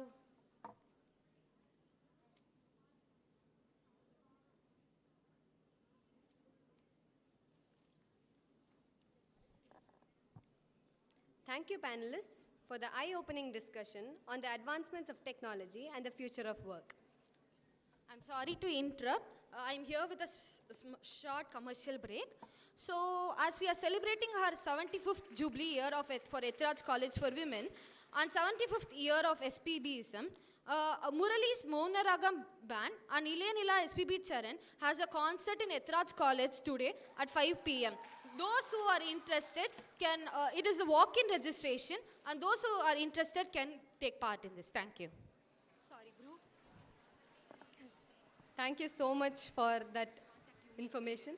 Okay, you can actually contact Union for the tickets and ask for the information. Anyways, moving on.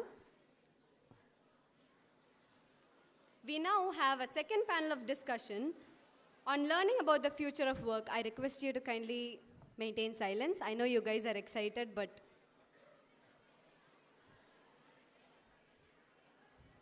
okay, I request the last row to kindly maintain silent. Okay. We now have a second panel discussion on learning about the future of work.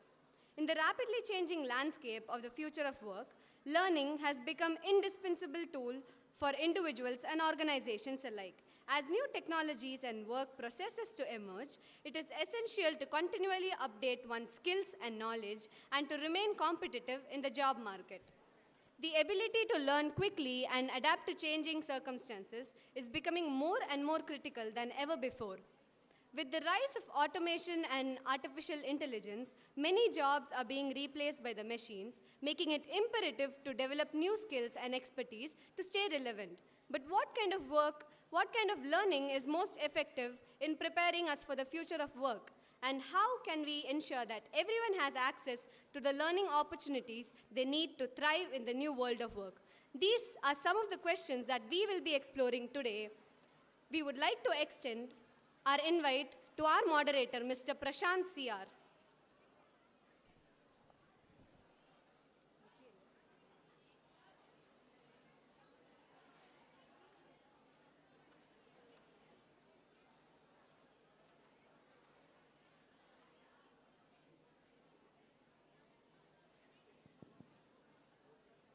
Hello everyone, a very good morning to all of you. We are here to talk about learning for the future of work. Let me first introduce our panelists for the morning. We have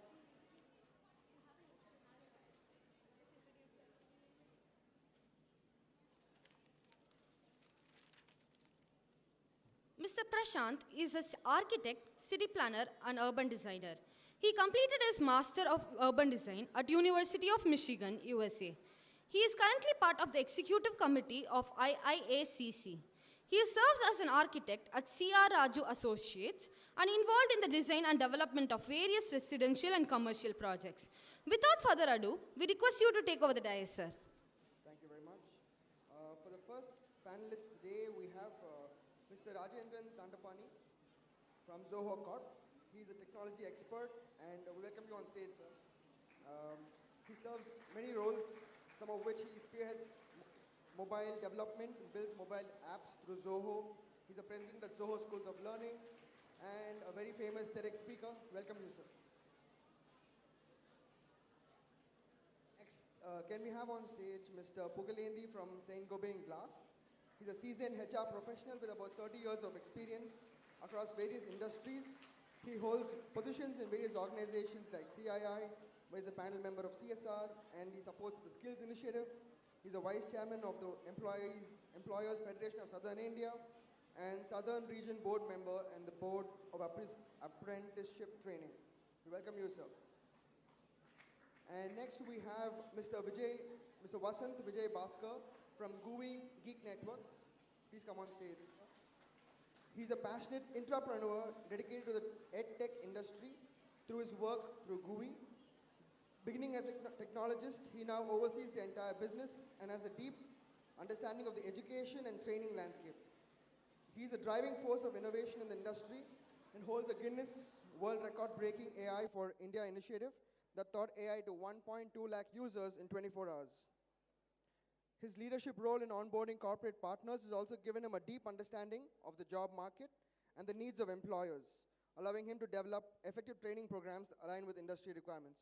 We welcome our panel, and let's get on with the discussion.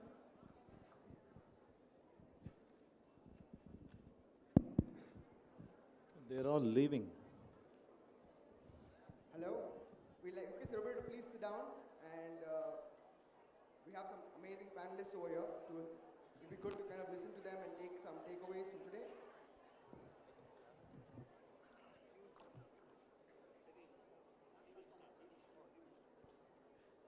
So, I mean, learning never stops. You learn every second of the day. And just wanted to start off with an open question to all of you. What are some of the characteristics that the young leaders of today and tomorrow need to possess?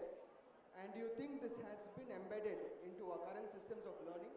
And so what do you look for when you look at youngsters and where they look in the workforce? Yeah, first let's have an open question and then I will take it from there. So I request Mr. Rajendran to first respond to that. Repeat the question. Yeah, so what are some of the characteristics that the young leaders of today? Yeah, okay. So before you become a leader, you have to become a follower. That's the most important thing. Learn how to follow. சும்மா எல்லாரும் leadershipனா அப்புறம் மற்றவங்க என்ன பண்றது? Yeah?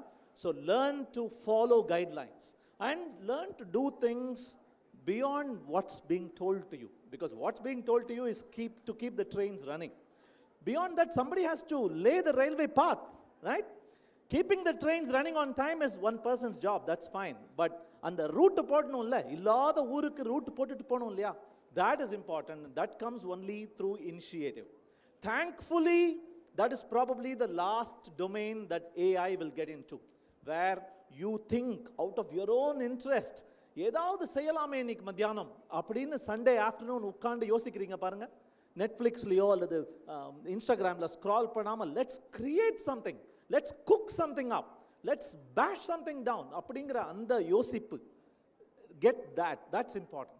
These are all pathways that you need to be very, very comfortable with before you think about becoming a leader.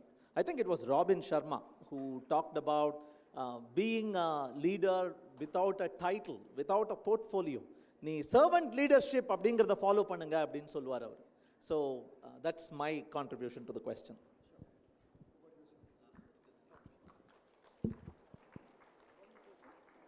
So what are some of the characteristics that the young leaders of today need to look for when they come into the workforce?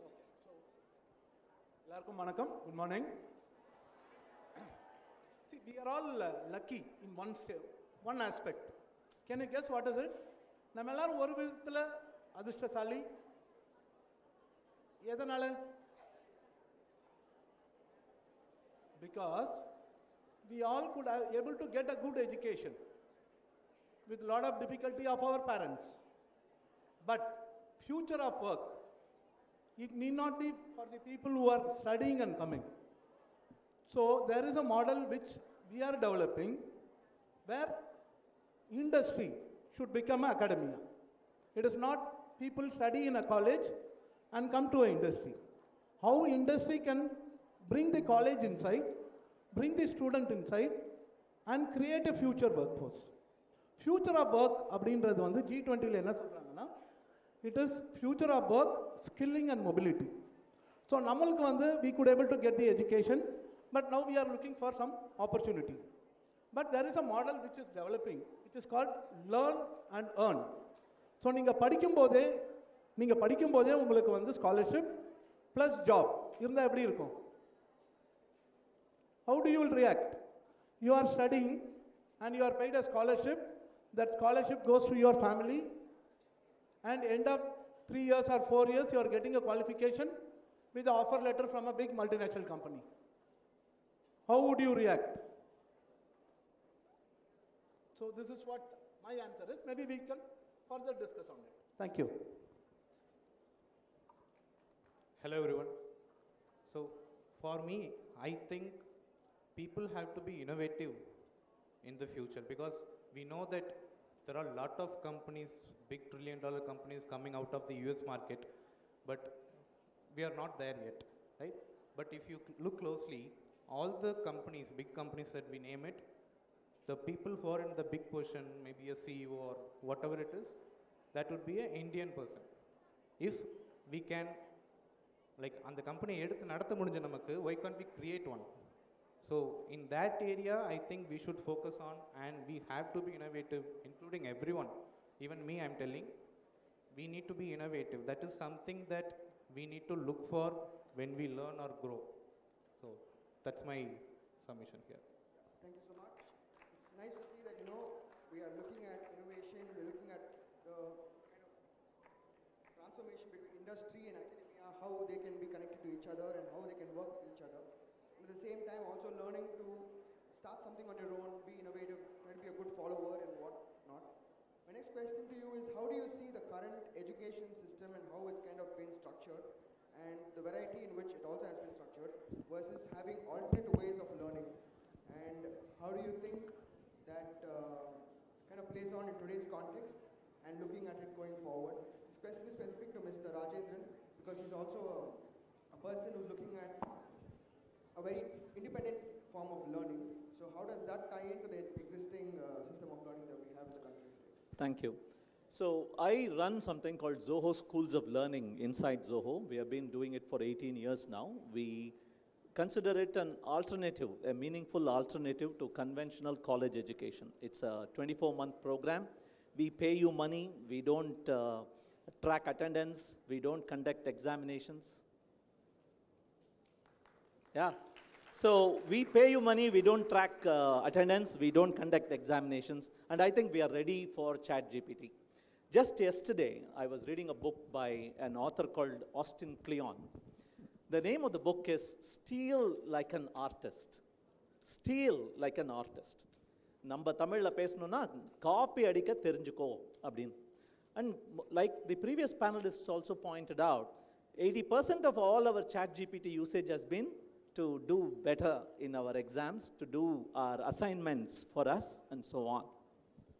Very quickly, that book has a kind of table. I want to quickly share learnings from that table. Copy adika therinjukko appdin sollittu, he says there is something called bad theft and something called good theft. And even if you don't ask me any other question, I want just leave this message with you all, because I think it is very, very important in the oncoming academic years that you're going to have, how to copy correctly. And these are the differences. Bad theft, you degrade what you copied. In good theft, you honor what you copied. Enge irundhu copy adichen sollu. Versus in bad theft, enge irundhu copy adichengradha marachiru. Okay? In bad theft, you skim. Nunippul meidal nu solluvaanga. So often we get students who submit content which contains some words they don't even know the meaning of. Engadra padicha indha word nu ketta, they skim. It is okay to copy from ChatGPT as long as you spend time understanding the usage, the words, the way they are put together, and the reason that they are placed there. Did you know you could ask ChatGPT that? Thankfully, OpenAI, and the open word, I'm sure you would probably tell us about the 2+ years of experience he and his team has with ChatGPT. நம்மளுக்குலாம் 6 மாசம் தான், அவருக்கு 2.5 வருஷமா ChatGPT தனியா பிரைவேட்டா கொடுத்திருக்காங்க. Okay, so அந்த open ஏஐல அந்த open bit இருக்கே, அந்த ஓப்பன் பிட் அதுதான். இப்போ நான் கேட்ட கேள்விக்கு எனக்கு பதில் சொன்னியே, இந்த பதில் ஏன் கொண்டு வந்தாய் அப்படின்னு அதை கேட்க முடியும். யாராவது ப்ளீஸ் ட்ரை பண்ணுங்க. And that is what I mean by not skimming, நுனிப்புல் மேய்தல், ஆழமா ஊடுருவி பாயுதல். Very important, Don't steal from one person, steal from many people. Okay? Steal from one is easy. E-edichan copy. Steal from many requires research. Steal from many requires who not to steal from. அத்தனையும் கொண்டு வந்து கொடுக்குமா இருக்கும். But எதை எடுத்துக்கொள்வது எதை எடுத்துக்கொள்ளாமல் இருப்பது, இந்த வயசானவங்களெல்லாம் கேட்டால் அன்னப்பட்சி மாதிரி அப்படிம்பாங்க. அது தண்ணியும் பாலையும் கலந்து அதுக்கு கொடுத்தீங்கன்னா தண்ணியை விட்டுட்டு பாலை மட்டும் அது எடுத்துக்குமா அப்படின்னு சொல்லுவாங்க. அது உண்மையோ இல்லையோ எனக்கு தெரியாது, சாட் ஜிபிடி தான் கேட்கணும். But that is the skill I want you to imbibe, the ability to steal from many discerningly, because we are living in what is called a post-truth world. எது உண்மை எது பொய்ன்னு நம்பவே முடியாது. நம்ம நியூயார்க் டைம்ஸில் பாருங்க, இந்த மாதிரி ஒரு நோட்டீஸ் வந்துச்சு அப்படின்னு காட்டுவாங்க. நியூயார்க் டைம்ஸ் இருக்கும், டேட் லைன் இருக்கும், நம்ம ஒபாமா வந்து லியோனார்டோ டாவின்சி கை கொடுக்குற மாதிரி ஃபோட்டோ இருக்கும். Can you believe it? You will have to have the discerning mind set. Imitate is cheap copying. Transform, உங்களோட சொந்த மசாலாவை ஆட் பண்ணுங்க அப்படிங்கிறார். உன்னுடைய அஜினோமோட்டோ ஸ்பைஸ் இருக்கு பாருங்க, unless you add that you are doing poor copying. Copy, no problem, copy. But on top of that, what is your 1% extra that you added அப்படிங்கிறார். And finally, very very important, and we guys are still not very good at that skill, which is copy அடிச்சல்ல, copy அடிக்க allow பண்ணு. உருவாக்கினல்ல, அந்த உருவாக்கினது எத்தனையோ பேர் மேல தலை மேல மிதிச்சு தானே காப்பி அடிச்ச, எல்லாம் வாங்கினல்ல, அதை யாரும் காப்பி அடிக்க கூடாதுன்னு இருக்காத, எடுத்து வாரி வழங்கு. If these skills can be imbibed in our education system, that was your question. காப்பி அடிக்க சொல்லித்தரணும் sir. Education system, if they can somehow imbibe that art of good copying, I think we'll go very far.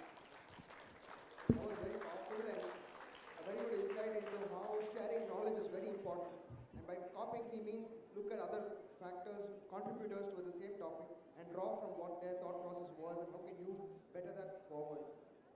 Mr. Vasant, what would you like to add to that, and how has your work tied into what he said about it? So, as we all know, our education system is kind of old now, even though we are introducing new methodologies, curriculums every now and then. But if you take overall, it is kind of old, that everyone may agree, right? In that area, we need to bring in different mechanisms that will help the learners to cope up with the modern era. Every day, the scope of knowledge that we have now is different from what we had 10 years ago. When I was in my school and when I was in my college, doing programming is a great thing. But இப்போ வந்து it is not that. Even kids can build an app and do great things with coding, right? The actual scenario has grown like this, but in terms of the education system, anyway, like every 4 years we are the syllabus change பண்றது, it is happening, but still the methodology that we are teaching, I feel that it remains same. And maybe எனக்கு நான் படிக்கும்போது இப்போ how we are doing in GUI, the industry oriented approach, the hands-on practice, if I had that in my college, maybe I would have been more interested towards learning. So அந்த மாதிரி we need to inculcate the practical approach, hands-on approach, what is expected in the industry. 4 வருஷம் college முடிச்சு போனதுக்கப்புறம் நான் என்ன பண்ணுவேன், அதை எனக்கு 4 வருஷத்தில் சொல்லிக் கொடுக்குறீங்களா, that is important. So yeah, more or less that is my point there. Yeah. So அவர் சொன்னதை நான் ஒத்துக்கிறேன். பட் அந்த ஒரு லைன் சொன்னார் பார்த்தீங்களா, our education system is old அப்படின்னு. ப்ரீவியஸ் பேனலிஸ்ட்ஸும் சொன்னாங்க, it is becoming fashionable to call it old. But ஒன்று மறந்துடாதீங்க, the old our education system is old அப்படின்னு சொல்கிறவங்க எல்லாம் மிஸ்டேக் பண்ணுறாங்க. The old educational system is not ours. Turn it around. ஒரு காலத்தில் ஏதாவது கற்றுக்கணுன்னா அப்பா அம்மா வந்து பையனையோ பொண்ணையோ கூட்டிகிட்டு போயிட்டு அந்த போய் ஒப்படைச்சிருவாங்க வாத்தியார்கிட்ட, நீங்கள் பார்த்துக்குங்க அப்படின்னு. அவன் வந்து 10% டைம் தான் படிப்புன்னு கற்றுப்பான் மரத்தடியில் உட்காந்து. பாக்கி 95% டைம் வாத்தியாருக்கு கால் மிதிச்சு விடுறது, மாடு மேய்க்கிறது, துணி துவைக்கிறது. That was what he was doing. He was learning the game of life. He was doing everything. One of the most important things our students don't learn about life in your schools and colleges is 85% of all work is shit. You don't learn that. You think everything is interesting. 85% சாணி மிதிச்சிட்டு போனியா நம்ம அந்த கடைசி 15% pot of gold in the end of the rainbow பார்க்கிறதுக்கு எவ்வளவோ துக்கங்களும் கஷ்டங்களும் பண்ணும். கேட்டுங்க, are you doing what you really love doing all the time? Of course not. Nobody does. வேலை பண்ற ஏன் வாத்தியாருங்களே கேளுங்க, எத்தனையோ வாத்தியார்கள் படிப்பு சொல்லி தரது எனக்கு அவ்வளோ பிடிக்கும்னு சேர்ந்து வாத்தியாரா சேர்றாங்க. அதான் பண்ணிட்டு இருக்காங்கன்னு கேளுங்க. 85% of the time I am going through junk அப்படிம்பாங்க. We don't learn that very important lesson, stamina, sustenance. ரொம்ப நாள் எதுவாக இருந்தாலும் எனக்கு இப்போவே வேணும், எல்லாம் இன்ஸ்டன்ட் ஃபுட்டு. 2 குலாப் ஜாமுனுக்கு நான் ஸ்விக்கியில் ஆர்டர் பண்ணால் நான் போய் கதவை திறக்கிறதுக்கு எஸ் சொல்கிறதுக்கு முன்னாடி கதவு பெல் அடிப்பான். அப்படிங்கிற லைஃப்பை வந்து it is treating us, it is giving us wrong lessons அப்படின்னு நான் நினைக்கிறேன். Go back to the old education model. Treat them as a game of life. வாழ்க்கை கல்வி கற்றுக் கொடுங்க. அவனுக்கு இன்டகிரேஷனும் டிஃபரன்சியேஷனும் அவனா பார்த்துப்பான். சாட் ஜிபிடி ஆன்சர்லாம் கொடுத்துரும். How to talk to human பீயிங்ஸுங்கிறத கற்றுத்தாங்க. How to interact, how to collaborate, அதை கற்றுத்தாங்க. I don't think we have, யாராவது நம்ம ஸ்கூல்லையோ காலேஜ்லேயோ do we have courses where 4-5 பேர் சேர்ந்து பண்ணுறதுக்கு எல்லாருக்கும் ஒரே மார்க் கொடுக்குறோம் அப்படின்னு எந்த கோர்ஸாவது இருக்கா? A course, a classroom called collaborative learning. சேர்ந்து ஏதாவது பண்ணும்பா, 4 பேர் சேர்ந்து ஏதாவது பண்ணும். அதுவும் மதர் டங் டிஃபரன்ஸாக இருக்கணும், ஜெண்டர் டிஃபரெண்ட்டாக இருக்கணும். அந்த மாதிரி ஒரு குரூப் ஃபார்ம் பண்ணி சேர்ந்து பண்ணதுக்காக மார்க்னு யாராவது கொடுக்குறோமா? I don't think we are doing that. And in these times where they are questioning what it is to be human, ஹியூமன்னா என்னங்கிற கேள்வியை கேட்க ஆரம்பிச்சிட்டாங்கப்பா. அந்த நேரத்தில் ஹியூமன்னா என்னங்கிறது எனக்கு எல்லாம் தெரியுங்கிறதோ, எனக்கு இந்த மாதிரி பண்ண தெரியுங்கிறதோ இல்லை. இனிமே எனக்கு இன்னொரு ஹியூமனோட சேர்ந்து 2+2 is 5 அப்படிங்கிற wrong mathematical but correct philosophical answer கொண்டு வர முடியும் அப்படிங்கிறது தான் நம்ம நிரூபிக்கணும்னு நினைக்கிறேன்.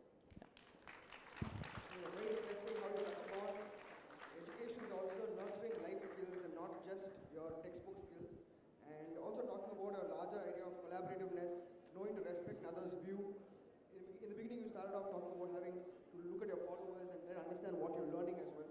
So this collaborative nature lets you respect your fellow person's views as well.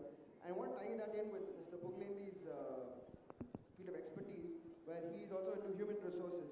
And when you look at hiring new people or meeting new people in your workforce, how do you kind of rate these skills versus having those traditional, what do you call, subject skills? I'm from a manufacturing industry. So manufacturing industry and in HR, last 3 years, I have been given a target of increasing the diversity in workforce. You mean like how many women I can bring into the manufacturing industry? So that is the target I have been taken, and I identified one particular production line. Sir, நான் வந்து சேஷுவை கேட்டேன், எத்திராஜ் காலேஜில் நடக்கிறது 2 பேனலாக எல்லாம் ஆம்பளைங்களே உட்கார வச்சிருக்கீங்களே நான் கேட்டேன். அதுக்கு தான் வரேன். ஸோ அந்த ரூட் காஸ் என்னன்றது வந்து, so in 2018 we decided one particular production line we will go all women, because they were asking me to increase percentage. We could able to increase percentage in IT, HR, purchase, but manufacturing, why can't we increase? So there was a big discussion going on, and we found out the reason. See, basically, we went to all polytechnics, because for entering into manufacturing, we need only diploma holders. That is the entry level for us. But in none of the polytechnic, women, girls are admitted in mechanical and electrical. Because college says they want to place their students, and they are not sure whether girls will go for placement after studies. This is reality. So what we did, we identified 5 colleges. Each college, 10 girls, we sponsored. We paid the fees for the girls. Let them study. End of 3 years, we will take them. I promised in 2019. Now course is going on. That is the sad state where we get people for manufacturing industry. So how to create the learning? Where should the learning? It should not happen in a college. The college should move into an industry. Industry should collaborate to develop the curriculum. What other panel members were saying, it is not coming and studying theory. The place of learning should be the shop floor. What is happening? See, many of us, even previous panel member were talking about digital economy. There is something, last week I was in a panel, the International Labour Organization, where it talks about care economy. So where is care economy? Care economy, there is something called care workers. There are somebody who's care worker paid. There is somebody who are called care workers not paid. Who are they? Our Amma. So there, one court has given a judgment, one husband lost his wife, and he went for a claim saying that his wife is equivalent to 4 general managers. Court accepted. Are we accepting? We are talking. But what will happen to the students? Any industries will come forward, or how to bring a curriculum to take them inside my factory? That is how I would look at it as a future approach. Thank you. Thank you very much, sir. It was quite a good insight into how the workforce is kind of dealing with issues they're dealing with at the workforce level. Next question I have is to Mr. Vasant. Talk about, you also seem to work a lot on accessibility to make people accessible towards new forms of learning, new forms of technology and all of that. How do you see that having an impact on the existing education system? Is it a direct war against the education system, or is it a alternative way of learning? And how do you see in the long run, can there be a level playing field established in the way of this? Through artificial intelligence. Artificial intelligence is impacting, it's having a very huge impact positively on the education system. Like how everyone are talking about ChatGPT now. So I would like to say that we got access to ChatGPT 2 years back while they were developing it. So we were one of the few companies worldwide to get early access to the ChatGPT, and we have built a lot of solution on top of ChatGPT. So if you go to our platform, GUI platform, we have 3-4 features that are built on top of ChatGPT. So now, like everyone can go and ask anything to ChatGPT, right? So we implemented, so it is kind of implementing the use cases on top of the AI, okay? So what we have done is, if we upload any kind of a problem statement and ask the ChatGPT to give me a solution in terms of coding, it will be able to do. One step ahead, it can also explain me why it is done like that, what it has done, why it has done, through the vernacular languages. So basically we are a vernacular platform, so we inculcate a vernacular wherever we go. So that is also done. Having said that, ChatGPT or any artificial intelligence enabled platform can have a positive impact on the education system because it increases the accessibility, efficiency, everything. So previously what we do, we go and search for something on Google search, right? If you want to write an assessment, or if you are stuck with some bug or anything, we'll go to Google search and search for Google. It was an advancement at that time because previously, before Google search, we used to have this library that I haven't actually tried it on, but I have my seniors told me that they used to go to library and get the books of the English authors and find out ways to solve or they would find out answers for that. And then Google search came. We are lucky enough to get the answers in a single step. Just go and search it in Google. There will be like tens of hundreds of links that will be coming out. I have to do my own research and find out what is where. So all those things I have to find, right? Now with the use of ChatGPT, I can just ask the question. ChatGPT can go and do all the research work and give me the crux of what I want. So it has increased the efficiency, but at the same time, as sir was telling that how the education system is,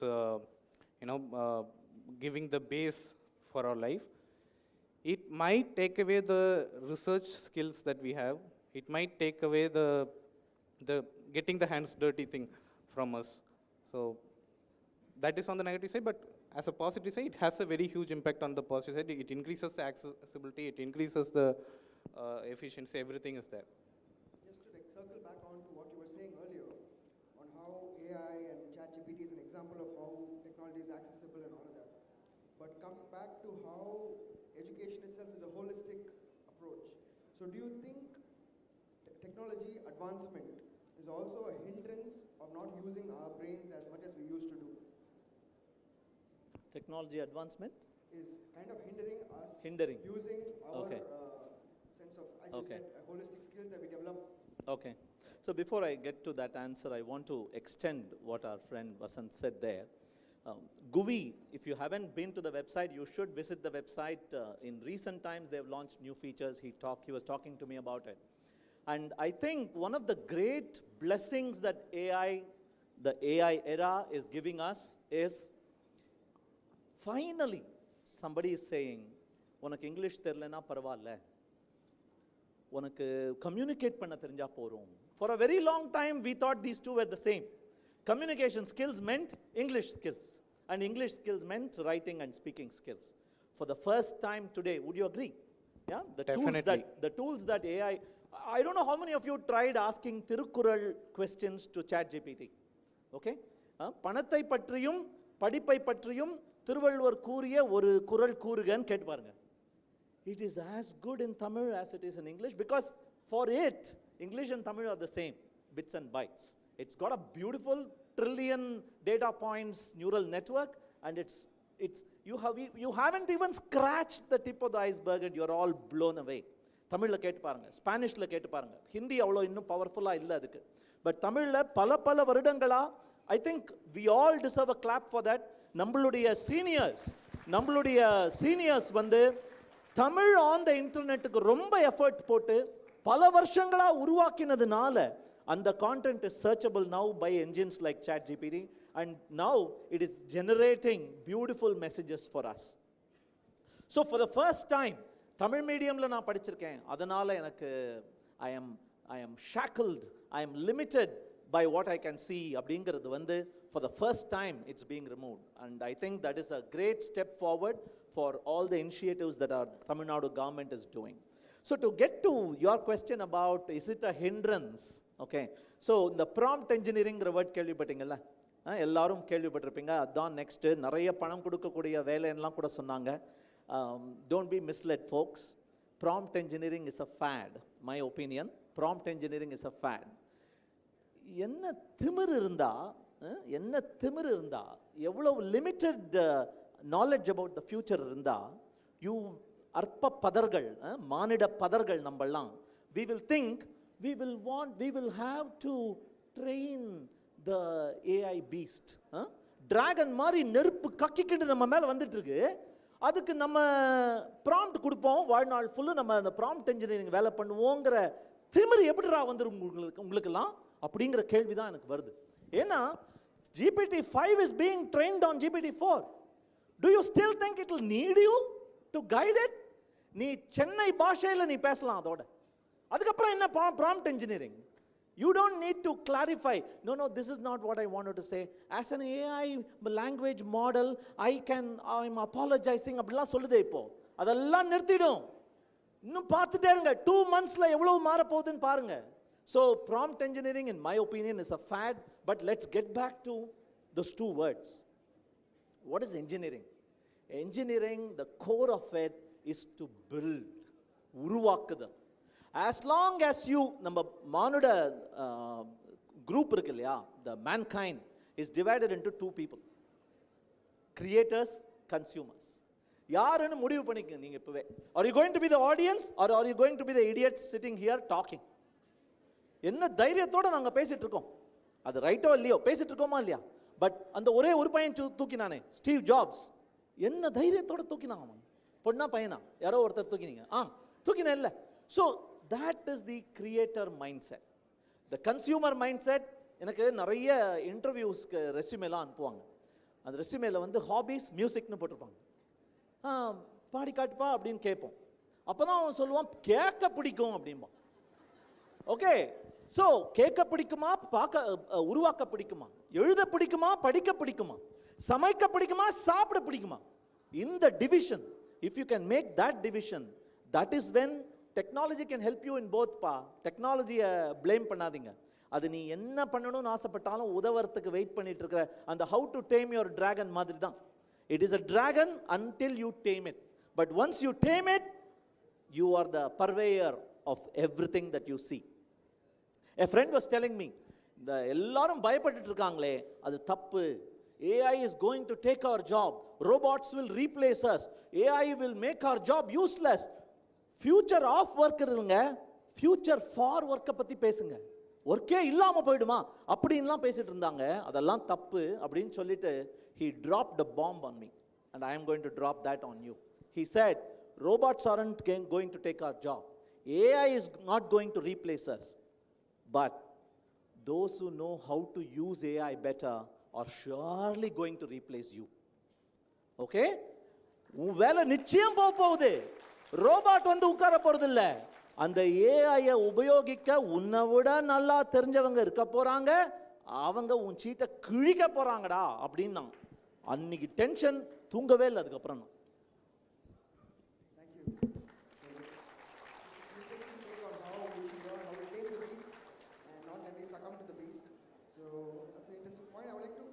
go forward to the last phase of our panel, where we look at some of the outcomes that we can bring out as part of this panel, and how do you think learning systems that are traditionally available versus alternate systems, how do you think some of the suggestions that you would like to put forth and that we can take forward to the larger forum from here. So first I'd like to start with Mr. Pugalenji to start off on what are some of the outcomes you like to see in terms of learning for the future of work. Again, I'll start from the manufacturing background. See, whatever we are talking AI, Industry 4.0, we are trying everything. But what difference it is bringing to my factory is, earlier, a worker or an operator, he was operating a machine. Today, he is empowered. So, what is the meaning of empowerment? Earlier, he used to discuss for taking a decision with the supervisor. Today, the data which is coming to him, it is easy for him to take the decision. As my panelist was also mentioning, how are you going to use that data and how are you going to improve that? And how the results are going to multiply. So,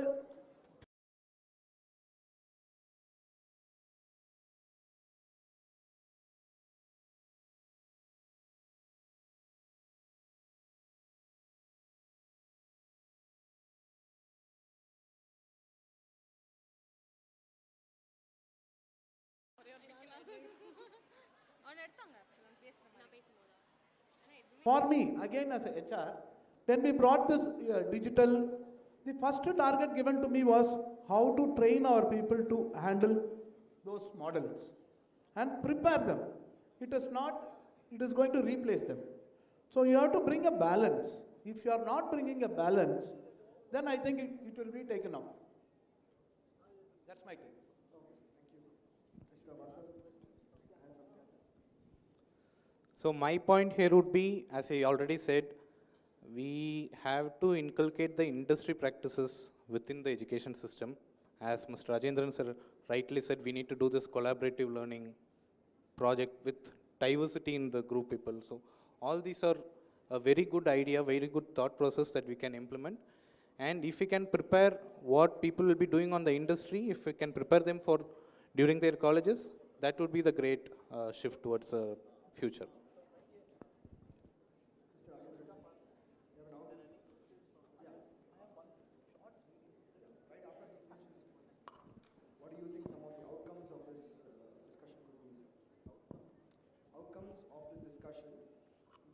Oh, you want me to summarize?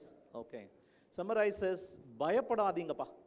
ரொம்ப நம்ம வந்து extremes of the world பற்றி தான் நம்ம பேசுகிறோம். ஒன்று யூட்டோப்பியா அல்லது டிஸ்டோப்பியா அப்படி தான் பயப்பட்டுட்டு இருக்கோம். ஐ திங்க் ஒரு மொமெண்ட் யோசிச்சு பாருங்க. ஐயோ பயமாக இருக்கே அப்படின்னு நீங்கள் நினச்ச போது turn the clock back and imagine if ChatGPT and AI was happening in the time of COVID. என்ன ஆயிருக்கும், என்ன ஆயிருக்கும்? எத்தனை பேர் டிப்ரெஷனுக்கு போயிருப்பாங்க, எத்தனை டீச்சர்ஸ் டிப்ரெஸ் ஆயிருப்பாங்க. எல்லாரும் வீட்டுக்கு அனுப்பிச்சாச்சு. ஆன்லைன் கரெக்ஷன்னா பையன் பக்கத்து டேப்ல என்ன வச்சிருக்கான்னே தெரியாது அப்படின்னா எவ்வளவு கஷ்டப்பட்டிருப்பாங்க. அண்ட் எத்தனை பேர் ஒன்றுமே படிக்காம 2 வருஷம் பாஸ் ஆயிருப்பீங்க. சீரியஸ்லி யோசிச்சு பாருங்க. அது சிரிப்பா இருக்கலாம் இப்போ, but imagine spending 2 years of your golden youth learning nothing at all. Imagine how corrupting it would have been for life. It would have scarred you for life. நல்ல வேளை அது நடக்கல.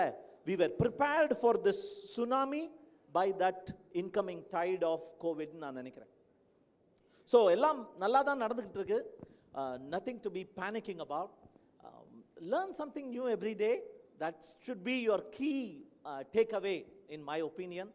It is okay if you learn something today which says what you learned yesterday was wrong. Settle ஆகிங்கப்பா, கரெக்டாக சொல்லுங்கள் madam அப்படின்னு கேட்காதீங்க. தினம் எதையாவது கற்றுக்குங்க. அடுத்த நாள் நேற்று கற்றுக்கிட்டது வேஸ்ட்டுன்னு சொல்லுவாங்களா இருக்கும், பரவாயில்ல. It expands your vessel. All learning, in my opinion, is not putting something into your vessel. All learning, in my opinion, is creating a larger vessel. அந்த மாதிரி அப்ரோச் பண்ணீங்கன்னா I think you have an amazing life forward. All the best. Just to summarize what we have discussed today, it's very critical to be a critical thinker in some ways, to understand your power and how you can harness technology and all the resources available to you, and at the same time improve your decision-making skills of what to do and what not to do. So the power lies with you, and as much as possible, integrate what you're learning and what you aspire to be in the future. Thank you so much for your time, sir. And if there's some time, we can take questions from the audience. Okay, sure. We have a small video from Mr. Pugalindi who just.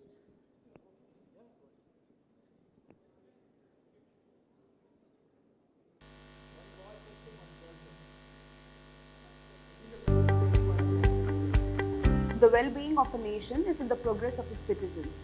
As a country, we are in recent times witnessing the ever-widening gap between what the industry needs and what the youngsters are actually getting trained in. The youngsters who opt to get trained through institution do not seem to be industry ready, and this is where the industry must play a critical role of strengthening the industry-academia partnership to improve the quality and method of education and prepare the students to be future ready. For India to be the skill capital of the world and Atmanirbhar in true sense, we need scalable skills relevant for all industries. To achieve this feat, we need to address the 3W and 1H problem. Saint-Gobain, on recognizing these needs, has pioneered a unique initiative of workplace learning called Gift of Education, Learn While Earn, which promotes both education and skills required for contemporary manufacturing industry, thereby benefiting the rural students, especially from the economically weak background. N family பார்த்தீங்கன்னா ரொம்ப ஏழ்மையான குடும்பம். மேற்கொண்டு படி வைக்கிறதுக்கான வசதி எதுவும் இல்லை. இந்த கிராமத்தில் பார்த்தீங்கன்னா இது வரைக்கும் யாரும் 12th மேலே படித்தது கிடையாது. நான் தான் படித்து டிப்ளமோ படித்து சென்னையில் ஒர்க் பண்ண போகிறேன். Saint-Gobain has partnered with the premier vocational education institute, Nettur Technical Training Foundation or NTTF, to run the program. LWE is a semester-based on-site program that provides a certification of Diploma in Manufacturing Technology by NTTF. The practice school for workplace learning is located at the Saint-Gobain premises. The students are selected based on a structured selection process which assesses their aptitude to learn, commitment from parents, and readiness to pursue the 8th semester learning initiative. Each student has an intern alignment index over and above their semester exams. This includes vital factors of workplace learning, be it the learning diary to be filled every day by the student intern, suggestion implementation, carrying out a Kaizen project, and most importantly, the skill assessment and knowledge assessment done by their coaches, who are Saint-Gobain employees and who play the role of an elder brother or sister to these student interns. These student interns have a skill rotation every 6 months to NSQF level 5 at the end of 8th semester. The parent-teacher interaction is scheduled every 6 months wherein the progress of each student is discussed. Scholarship, which starts from 7,500 per month up to 12,000 in the final semester. Here 50% of the scholarship goes to the family every month. This is a great support of enhancing livelihood to the family.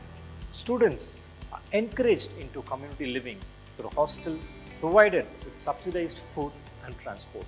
We have several success stories of families transformed through this scholarship.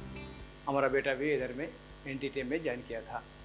वो अभी 4 साल running चल रहा है NTTF में.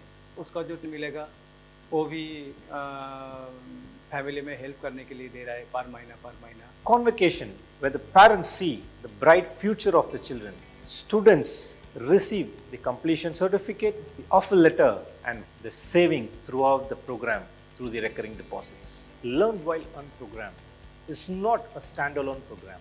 In fact, it is deep rooted as part of our entry level manning strategy. 340 students have joined the program, out of which nearly 200 of them have completed the course successfully. Of the 200, 170 of them have joined in St. Gobain, and others opted for higher education and chose to become entrepreneurs. This program meets the aspirations and to set a high standards in the skill world, reskilling and educating in the fast changing scenario of industry and preparing the students for the smart factories of the future. I'm astonished at the progress that we have made. We have bright, talented youngsters coming out of the LWE system, far better than any output that we get from the diploma engineering. We need many companies and many industries to form clusters, to connect and to collaborate and create a totally new ecosystem of workplace learning. We need to train hundreds of thousands of people, manifold compared to what we have created. That's really the future for our country. We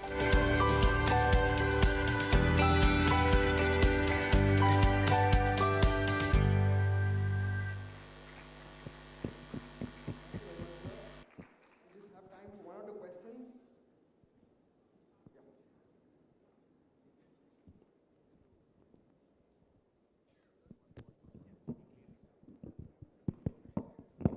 Two questions only for this panel, and who wants to go first? Excellent. Sir, now my question is that you said AI will not replace humans, but which a human knows AI better will replace a human.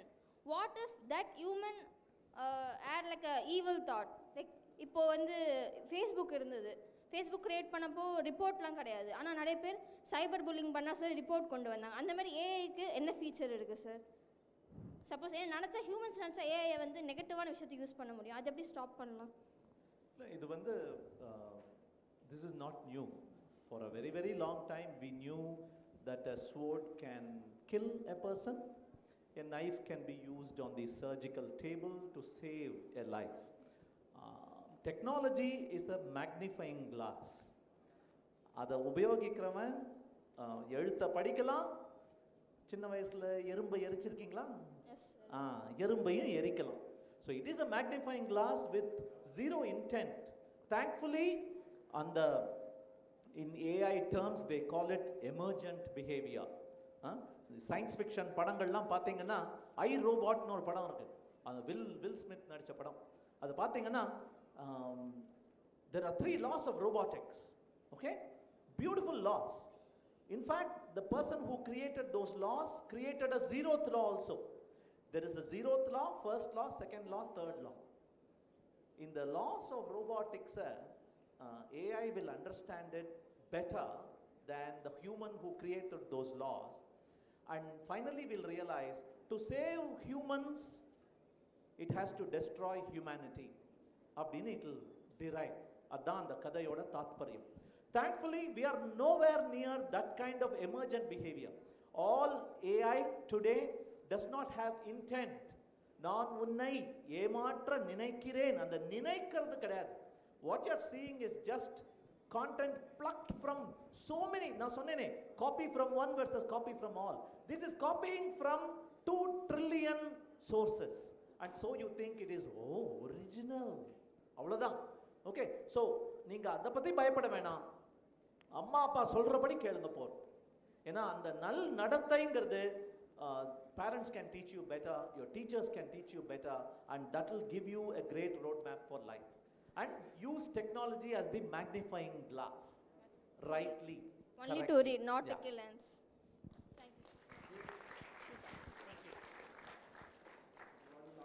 One last question.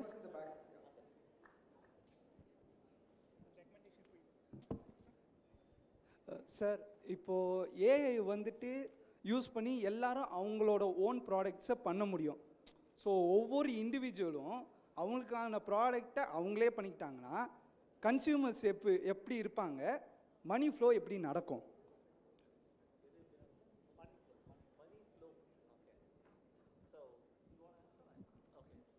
See, ஒன்று மறந்துடாதீங்கப்பா. My CEO, Sridhar Vembu, his favorite quote these days is, you cannot code crops, you cannot eat bits. புரிஞ்சுதா? இவர் இல்லைன்னா நம்ம யாருமே கிடையாது. Manufacture atoms வச்சு manufacture பண்ணிட்டு இருக்காரு. அந்த அட்டாமிக் ஒர்க் வந்து இஸ் ஸோ இம்பார்ட்டன்ட். யார் எந்த பிஸ்னஸ் வந்தாலும் போனாலும் உழவன் விதைத்து அறுவடை செய்து நமக்கு கொன்றான் பாருங்க, அது இல்லைன்னா வேற எதுவுமே நடக்காது. So currency may change, but the concept of exchange of value will remain. So you may be creating digital value, you may be creating physical, atomic value, and atomic value will always have higher precedence because on earth we have only a set number of atoms. Gold னு இவ்வளவு ton தான் எர்த்லயே இருக்கு. Helium போயிட்டே இருக்கு, நம்மளுக்கு கொஞ்சம் கம்மியாயிட்டே போகுது. 100 years ago நம்மள்ட்ட எவ்வளோ ஹீலியம் இருந்ததோ இப்போ அவ்வளோ ஹீலியம் இல்லை. ஏன்னா அட்மாஸ்பியரை தாண்டி ரொம்ப லைட் வெயிட்டுங்கிறதுனால கரண்ட் போயிட்டே இருக்கு. So do something which is empowered by AI, but something that is real, physical manufacturing, something that you can hold in your hand, and you will always have a great career ahead. Yeah? Thank you very much. Thank you, everyone. Up to you. Yeah. Session. And, thank you very much for all your time and attention.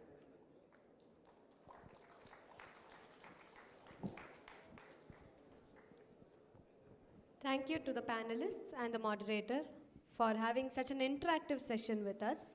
I request you to stay on stage. I would now like to introduce Miss Vijay Lakshmi, DRO Head RUSA, and Mrs. Niveda, along with YI Masoom Chair, Geeta Priya, to felicitate our first panelist for the discussion, Mr. Rajendran Dandapani, Business Solution Evangelist at Zoho Corp.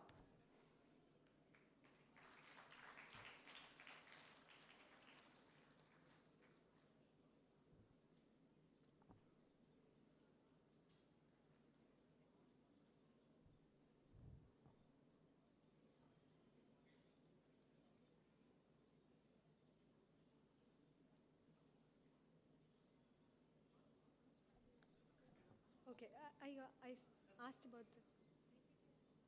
Repeat it. Okay.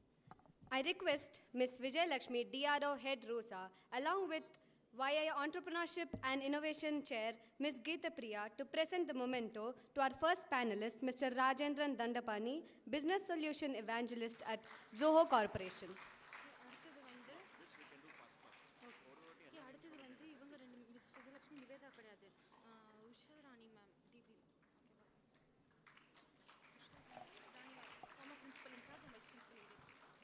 I request Ms. Vijay Lakshmi, along with Mrs. Usha Rani ma'am, former principal in charge and vice principal of aided Ethiraj College for Women, along with Ms. Mritula, YI Masoom Chair, to felicitate our second panelist, Mr. M. Pugalendi, Team Leader, HR at St. Gobain Glass India Limited.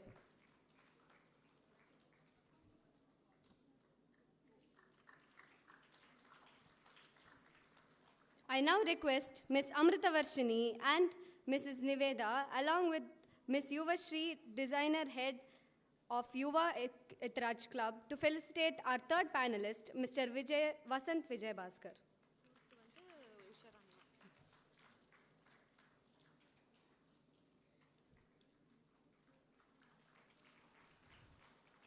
I request Ms. Amrita Varshini and Mrs.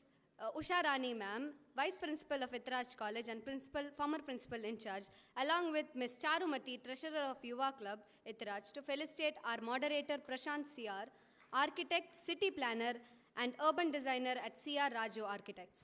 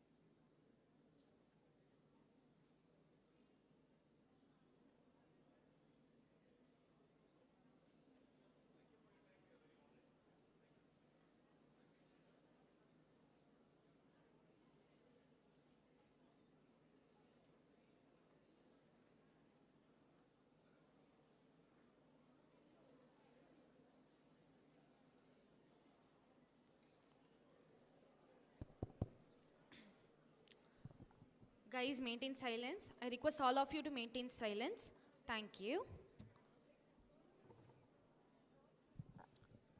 Now, we have the final panel discussion on the topic leadership at the future of work. In the rapidly evolving landscape of the future of work, leadership is a critical component of organizational success. As companies face new challenges, such as the rise of remote work and the need for digital transformation, effective leadership has become more important than ever. The future of work demands leaders who can navigate complex and uncertain situations, foster innovation, and motivate teams to achieve their goals. These leaders need to be adaptable, resilient, and able to inspire others to embrace change. With the changing nature of work, leadership skills must also evolve to meet the demands of the modern workplace. Therefore, it is essential to develop leadership skills that are suited to the future of work to drive organizational success in the years ahead. With that being said, I would like to welcome our moderator, Mr. Rohit Ketan. Mr. Rohit Ketan completed his master's from Warwick Business School, UK. On completing his studies, he returned to India and started Produbac Agro. It is a fresh produce supply chain startup based out of Chennai. We welcome you to the stage, sir.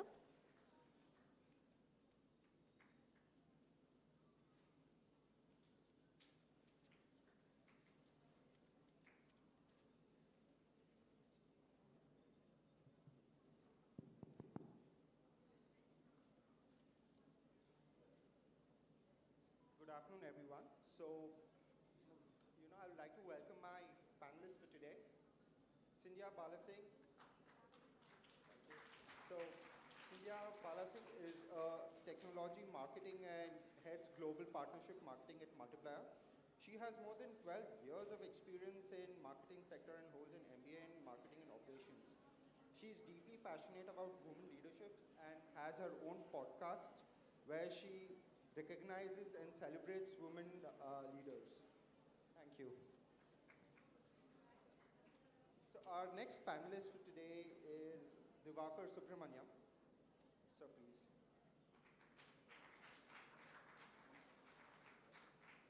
So, Mr. Divakar is Director at Cognizant Technology Solutions, responsible for technology team and digital systems, focusing on retail and consumer goods. He's an avid reader, supports people in their personal and professional growth. He's also a neuro-linguistic program trainer, and he also is the district chair of Lions Club and a YI member as well. Thank you, sir.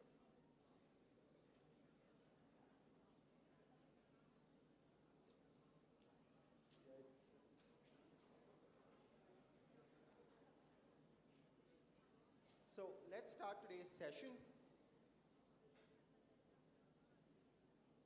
So if you could, enlighten us with three non-negotiable skills which you feel should be good for a promising leader.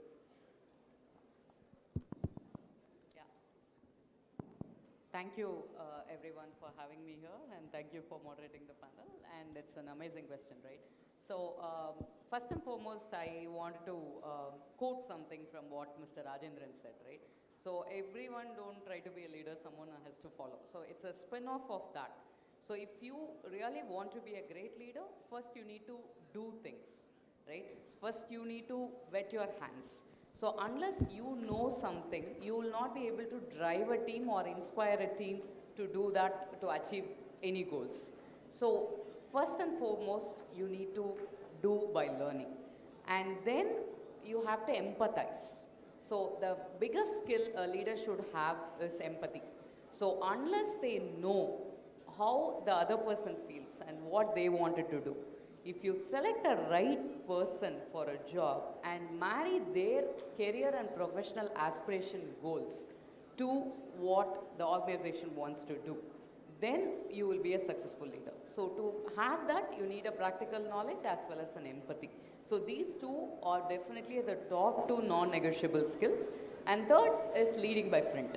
So it is always told, right? A boss is someone who asks you to go and get things done. A leader is someone who will say, let's go and get the things do together. So these are the three great skills I would say you need to possess to become a leader. For that, as Mr. Rajendran said, first and foremost, you need to be on the field and you need to be mastering that to become a leader.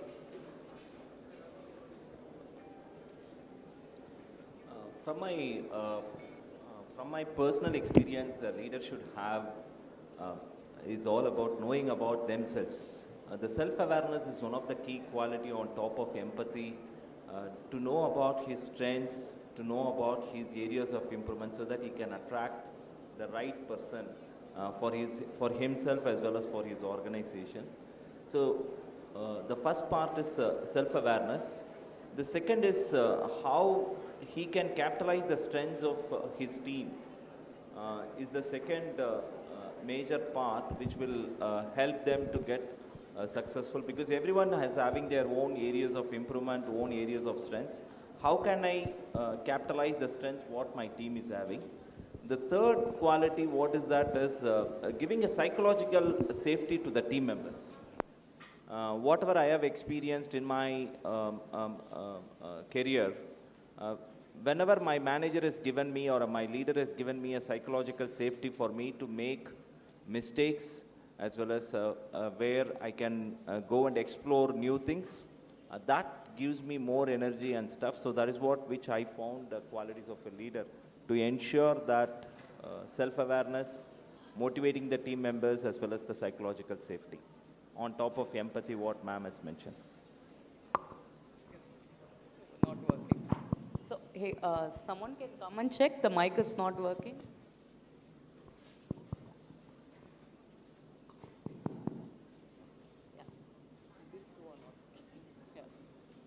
So, thanks for your inputs on that. So, we'll go to our next question. Maybe you need to keep it. So, we'll go to our next question. So, how would you differentiate between management and a leadership? This is something, right? Maybe it is too over the top for many of you here. So I'll put it in a simple and relatable thing. So management is something, if I have to relate with your language, students keep saying, right, management, for you the management is different.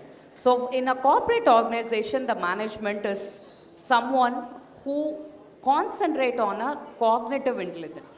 And they go more on a push approach. So they will give instructions. They will tell you, these are the resources, these are the targets, go and achieve. That is management, right? Leadership is something which is more of a people-oriented skill. And it has to be more of a pull thing and an emotional intelligence instead of a cognitive intelligence. And also it is more about how you make someone to follow you. So if I have to take an example for Mr. Rajendran, right, I told him also, you set the stage so high, it is so difficult for us to follow. Because it's someone who leads from the front and someone who makes you to follow automatically. So that is leadership, and they will do the right things. And management will do the things rightly. So there is a lot of difference. They will have the only one objective, that they have to achieve the organizational goals. But a leader is someone who need to think about the people and what they want and how we can inspire them to get the things get going, right? So the major differentiation is the push and pull. Here it will be more of push. Where is the target, right? Have you achieved? Why? You need to catch up in order to get the profitability and so on. But on a leadership level, it's more on how will I groom yourself to go towards the career aspirations you are having. And by doing that, how we are marrying that to the organizational success. So the key differentiation between management and leadership is always, according to me, is pull and push, and people-oriented and task-oriented. So it's a brilliant way of explaining, right? So manager is always tells you what to do and how to do. So example, I can say that when I joined in my career, in the initial days, my manager clearly communicated that you have to be in office at 9 a.m. and you should start doing, writing code in Fox Pro then or a C++ then. This is the code which you have to run on it. So I have been clearly articulated on the task. My manager is more like a CCTV camera. So someone monitors you and someone gives you a clear direction what needs to be done and how needs to be done. If I am making any mistakes, there will be either a stick or a punishment which a manager will do that.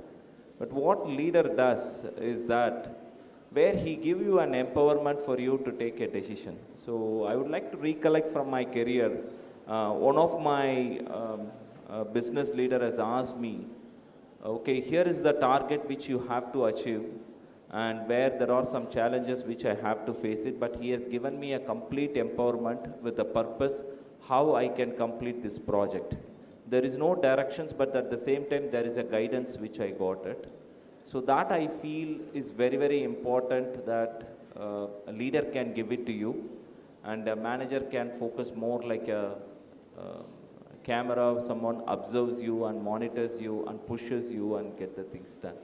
Beyond all these things, one thing which I can say in a leader quality is leader will enable you to think on yourself.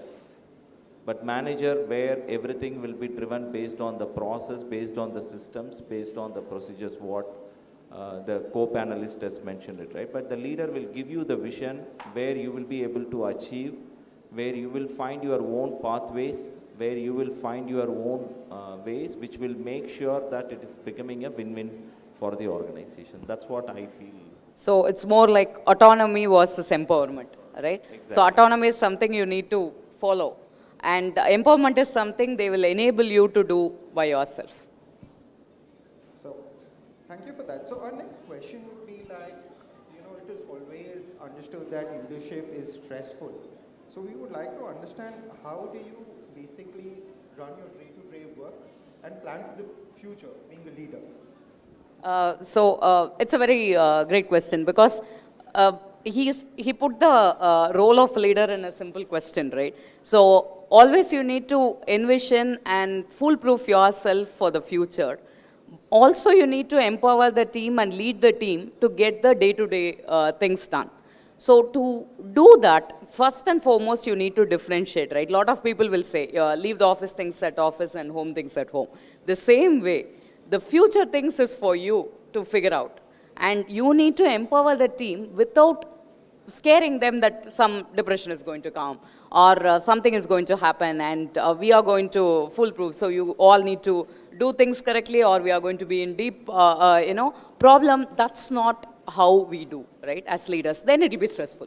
So rather than, you have to carve out the clear path, you have to differentiate very clearly and put, say for example, if I have to put it in a simple terms, leaders should not have so much of meetings. They should have some time blocked for themselves to do the future things and figure out like who will be the successor or how I will transform the team to the next level without them feeling the pressure of what we are doing, right? So how we need to run that typically is by bifurcating what I will do for the future and what team will do on the day-to-day period. So in order to get that right, the OKRs, right, the traditional company or any companies will go, the organizational key result area. That is more of an individual to go have their Bible to what they need to follow to achieve that organizational chart. The cycle planning or a sprint planning, like every week what we have to do. So those are the things you need to orchestrate with a review and check mechanism instead of not micromanaging them, right? So there's a very thin line difference between micromanaging, empowerment, as well as leaving them without any guidance. So you have to have that very clearly, and you need to have the review check mechanism as well as the empowerment module. Automatically your team will take care of the present, so that you can go ahead and find the growth levers which is going to protect your future and automatically guide your current people who can take over the future mantle, and you have to train them.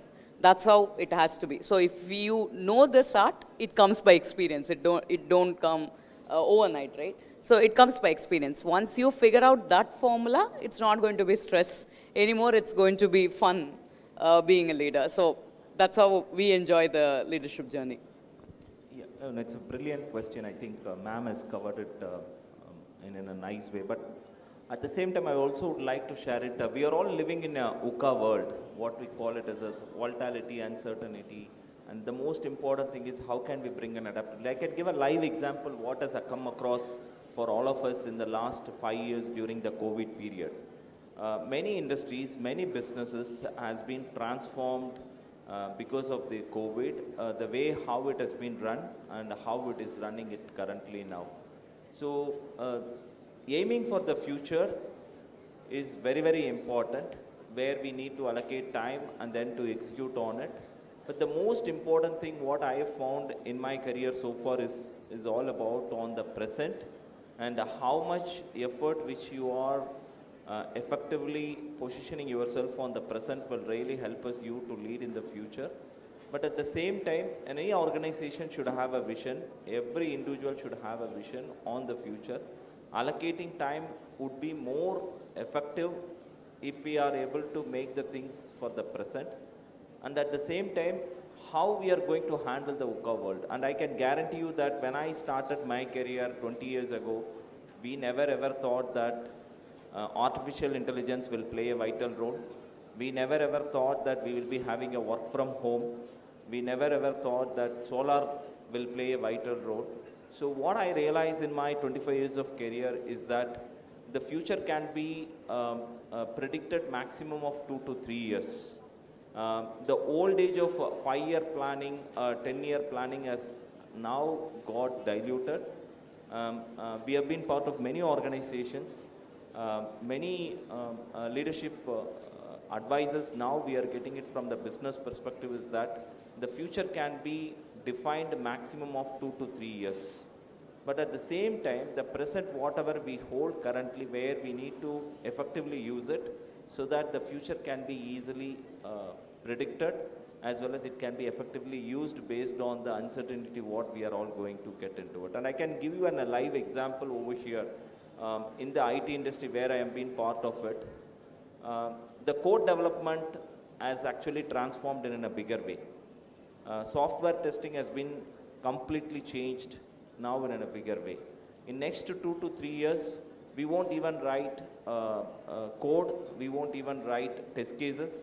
Everything will operate it in a different way. That's how the industry is moving towards on the IT, and we are also expecting driverless cars are going to come to us.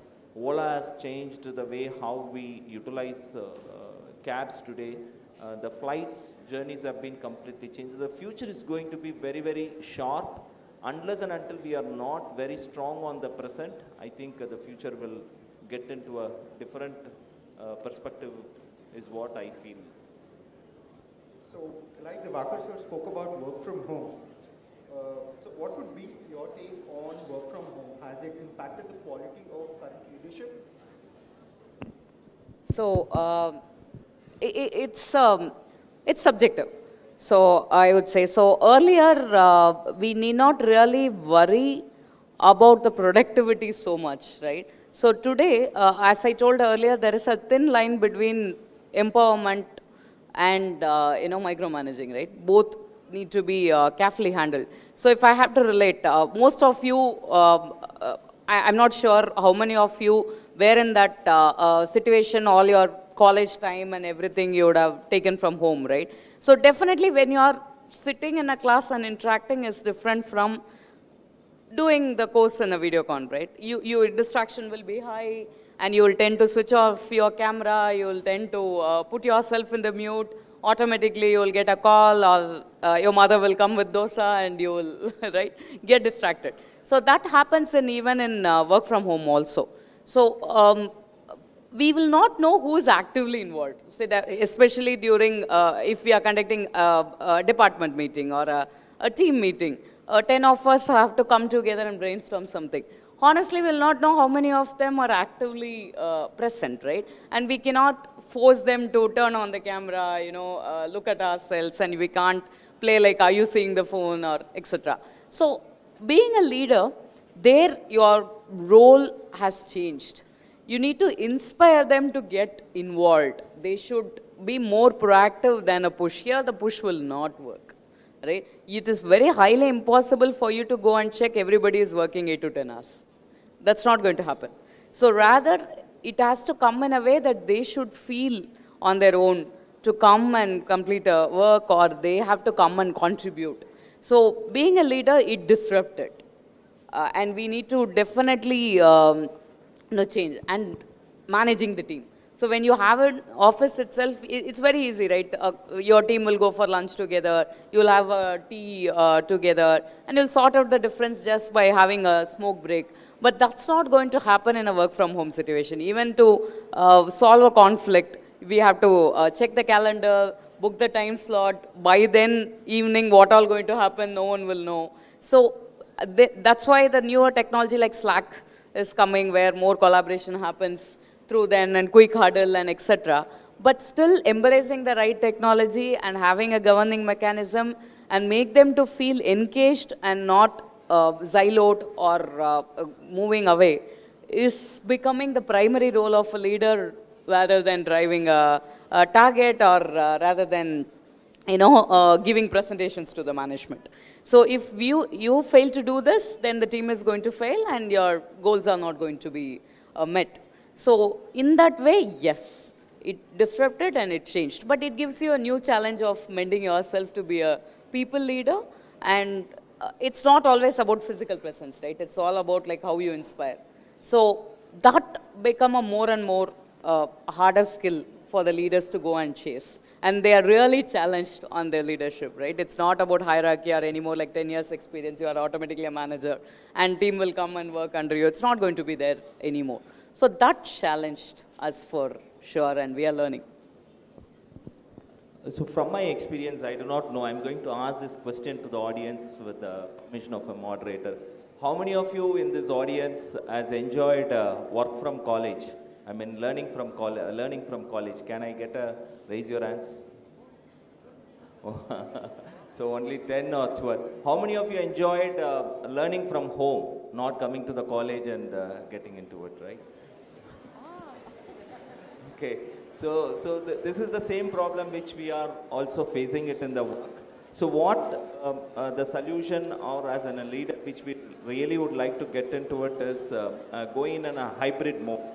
So the things are changing, where we really require to be in office, at the same time where we really require to get engaged. But from our experience, the productivity increases if you are working from office than working from home. I worked in the home for the last 2 years, but honestly speaking, I enjoy working from office. So that's it. But the most important thing is how you can inspire your team members is the key thing. So the hybrid model is which we are currently doing it, and it started seeing some results. Yeah, and it's not, see, in a global organization, right, it's not always possible to everybody to have, in office. For instance, I've been in the global role for past 6-7 years, and you'll have people in US, you'll have people in Europe. So most of the times you need to interact with them even without meeting them even for a single time, right? So it is all up to, like, if an individual is self-driven and they can make it more productive by, like, you will have more exercise time, you will have more family time, and also you will get the job done. But if you're not interested towards your work, it can lead to taxing. Great, that was really informative. So next question is going to be for ma'am. So as a marketing expert, what's your take on the whole technology in the new age leaders? How is technology improving or depleting the leadership skills in people? So before that, quick audience poll. So how many of you are interested in marketing? Super. So how many of you think marketing is either the social media marketing or events marketing? How many of you think this is 90% of marketing? How many of you think conducting events or having sessions like this, webinars, or social media advertisements you are getting is the real marketing? How many of you think that is marketing? Don't give me this here. Only this. So what others are thinking? Whoever haven't raised their hands, can one of you take the mic and say, then according to you, what is the market? What is marketing? One of you? At least? Okay, someone wants to answer. Can you please give?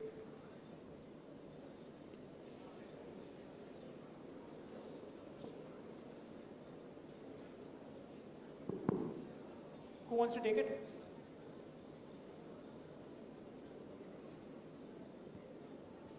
It's meeting the demand and supply of the people. Demand and supply of the? Yeah, because when there is a demand for the product, the supply has to meet. That is the exact thing what is marketing does. Okay, it's a Philip Kotler definition, very well done. So, but in reality, thank you for coming and answering that. Good claps for her. And marketing is all about, as she said, not even meeting demand and supply. Gone all those days. Today, marketing is something you create a demand which don't even exist, right? So, anyone even thought about ChatGPT earlier, right? Nobody thought about it. It creates a demand which don't even exist. That is successful marketing. To do that, technology is the key driver. For instance, if someone, how will I measure that I have created that demand as a marketer? So I need Zoho. You all know Zoho, Freshworks. I have worked in Freshworks. So what those companies does? It comes with technologies like customer relationship management software, marketing automation software. What does it even mean? It means truly defining the return on investment on each dollar spent. So have we really created that demand for the product which we have done? So to get that organized, we need set of marketing technologies. So today, if anybody is interested in marketing, right, learn technologies, learn the marketing tools, do HubSpot certifications, right? Do Google Analytics certifications, do intercom certifications, do lead attribution certifications. So these are going to make you as a marketer. So these are the things you can measure. You're like, who is your customer? It's not like no more like IPL one sponsor, Vivo gives so much of phones are going to be sold. How they are going to measure it? It's not going to be the mass audience always. It's going to be niche audience. There are a lot of products which comes niche nowadays, right? There are clothes like maternity clothing where if you enter your size, automatically it customizes, shows and deliver it in. You can't go and mass market it, right? So you have to do the targeted marketing. So you need to know who is our ICP, ideal customer profile, what they like, what they don't like, where they exist. All this learning and all this attribution comes from technology. So I know a lot of people are interested in marketing, right? So you need to learn the technologies which are going to enable the marketing. Then it's no more like just an advertisement is marketing or event is marketing or social is marketing. It's an integrated approach. So you need to learn to understand what set of integrated marketing channels are going to fuel your company. So you need to learn a lot. As now you have so much of tools like ChatGPT, go to LinkedIn, start networking, find people like us. All of us are ready to help. So learn practically and enable yourselves with technology. So that's where the marketing is key. So MarTech leader, nowadays they call, right? Not marketing leader. Got it. So, sir, the next question for Divakar sir would be, who do you look up to as a leader? Like, who do you follow? Who inspires you? Okay, let me rephrase that question in it, because I can find inspiration from a doorman to chairman, but the way which I look leader is one book which has inspired me a lot is Servant Leadership. The servant leader is the guy who is able to inspire. So for example, you can find inspiration from a doorman who does his job very effective, right, where he inculcates an excellence into it. And a chairman who is having an amazing vision and takes the organization to the next level. So I find inspiration at all levels. I find inspiration even in books. I find inspiration in the people whom I interact. I'm not having an exact profile where I inspire this person, but I find inspiration across places is what I will take it forward. Great. So I would like to summarize this session. So, the key points which, we took away from the session would be, as a leader, we should do things ourselves, put ourselves first in the position, and then lead everyone else. So as a leader, everyone should give the team and their members a psychological safety, and the productivity would obviously, come out. Next would be the quantitative intelligence and the emotional intelligence. That was a really, really valid and good point. As a manager, micromanaging, could probably get very, very taxing on the employees. So micromanaging and delegating work gives a sense of responsibility to the team, which each and every leader should incorporate in. Next is, like the Vakar sir said, get inspired by everyone. You could probably get inspired by, like sir said, a doorman or a chairperson of a company. So, that is a really, really valid point, and we should get inspired by everyone as leaders and inspire people at the same time. Thank you, sir.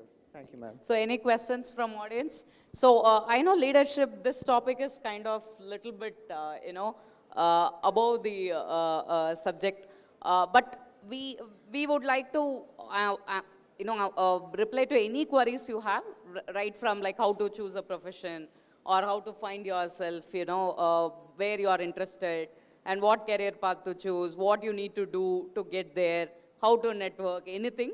So we are here. So we have a couple of more minutes. So any questions from the audience?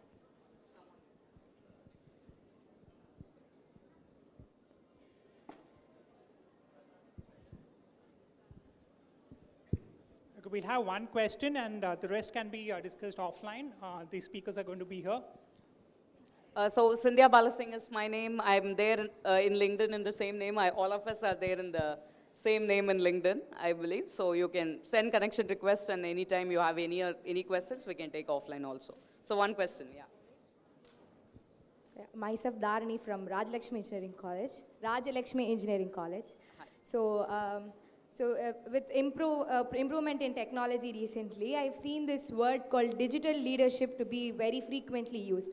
So one of the greatest digital leader was Satya Nadella. So thanks to him, we have Microsoft transformed from software company to an AI intelligent company and also cloud computing.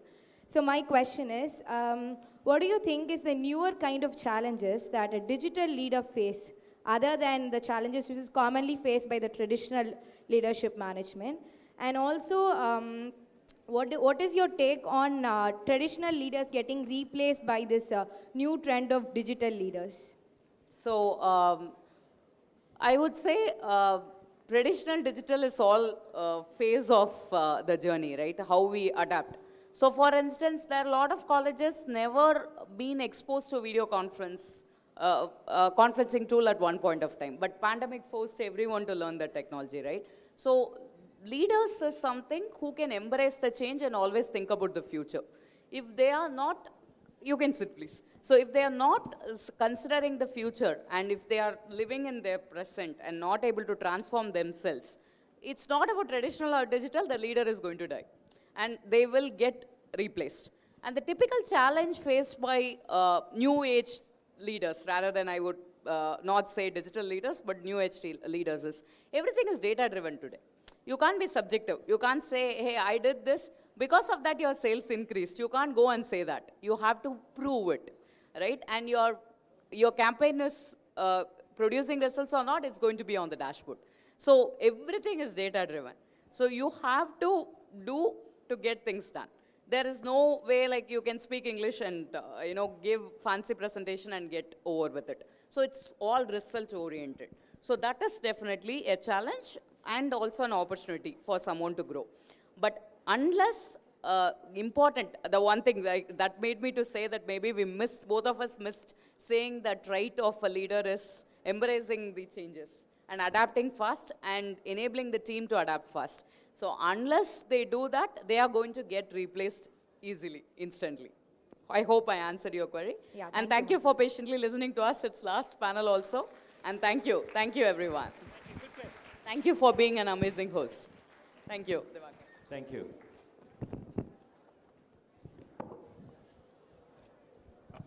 Thank you, panelists, for the informative and intuitive session.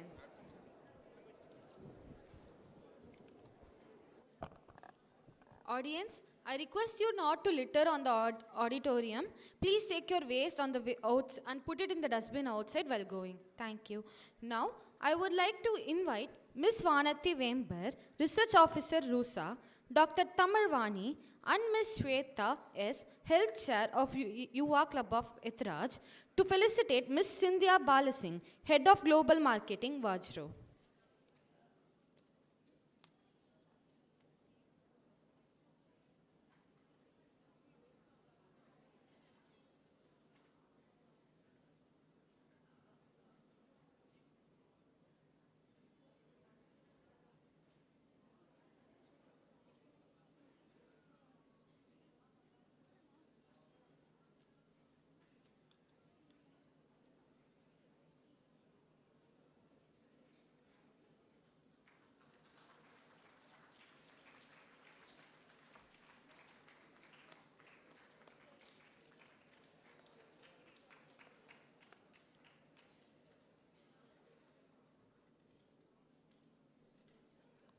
Now, I would like to invite Mr. Praful Jain, along with Dr. Tamarvani and Ms. Shalini, Special Project Chair, to felicitate Mr. Divakar Subramanian, Director of Cognizant Technology Solutions.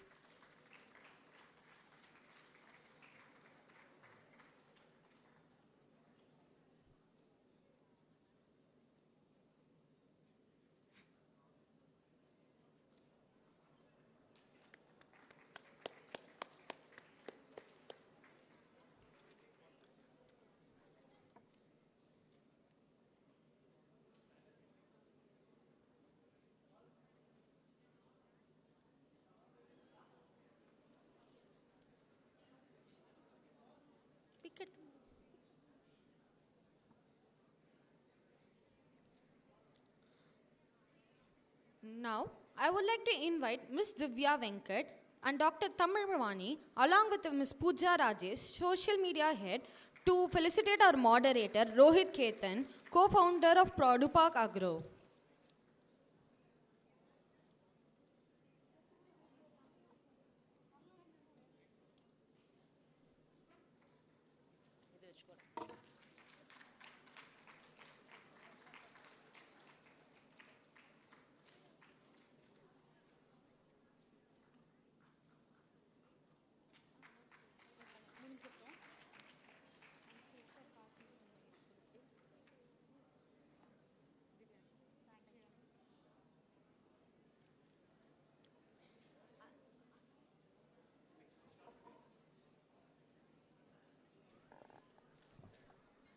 Now, I request Mr. Vineet Jain, part of Talir at YI Chennai, to make an announcement about the launch of YI Student Talks.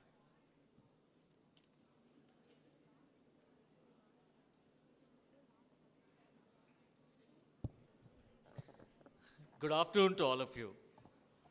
I guess most of you would have heard of TED Talks. You would have seen some of those videos on YouTube. TED is a global platform based in the United States that aims to spread ideas that are worth sharing. We even had a TEDx speaker amongst us, Mr. Rajendran Dandapani, today. So today, I proudly announce that we are launching YI Student Talks in collaboration with TED Ed. TED Ed is TED's education initiative to celebrate the ideas of teachers and students around the world. YI Student Talks is an initiative of the Learning Vertical along with Talir for the school students of Chennai in classes 7 to 12. Here is how it works. TED Ed provides a video curriculum for the students to learn at their own pace. On watching those videos, students will be able to do the following 3 things. Generate fresh ideas that are worth sharing, learn how to communicate those ideas effectively, and finally, they shall present confidently in front of their peers and teachers. After a couple of months, we at YI Chennai shall organize an inter-school showcase event where the top voted 20 students from various schools come and present their ideas. YI Student Talks is an incredible program that will help in developing the important life skills for students that includes out-of-box thinking, effective communication, and public speaking. Thank you.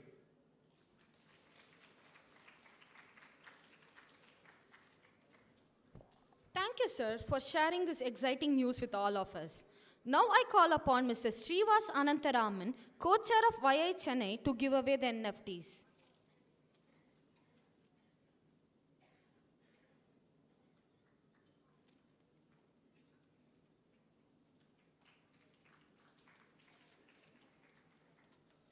Okay guys, so we spoke a lot about these digital technologies, all these buzzwords we spoke, right?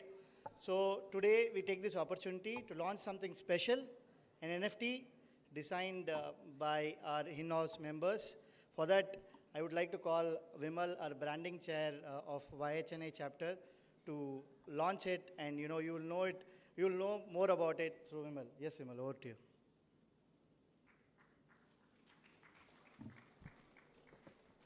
Hello students and dignitaries here. It gives me an immense pleasure to come out here and talk. First of all, we've been hearing a lot of words, AI, crypto, NFTs. How many of you have NFTs, own any NFTs? Not you, I'm asking the students. No? Okay, then it's actually a wonderful opportunity for all the students out here. So, to all those who have wished to have a souvenir and return gift for being here in Y20, in partnership with AltSpace, we are giving away NFT called Alt Champs. Okay, it's called Alt Champs. This is for you to, as long as it's on the Polygon network and as long as the network is available, you'll have that, and the ownership is verifiable. You can actually verify your ownership. So that is what, a simple short about NFTs. You'll be having NFTs, start having NFTs for the upcoming future. So we are happy that we have this opportunity for you to start using NFTs, and just a small story about what Alt Champs means. Alt Champs is, imagine that it's a small digital artwork, which is actually a small badge for you. It's for those who love tech and favor global unity. The champs strive in creating a world of people helping each other grow, nations collaborating for betterment, and human beings living in harmony with nature. So here's the link. It's yiur.in/y20nft. All of you can actually go to this particular link and mint your first NFT, your own very own NFT, which you can, even 10 years down the line, 20 years down the line, you will know that it is owned by you, okay? You'll be getting it, and have fun. Have this NFT plugged in your social media handles, and ensure to tag YHNI so that we can reshare it in our post also. Thank you.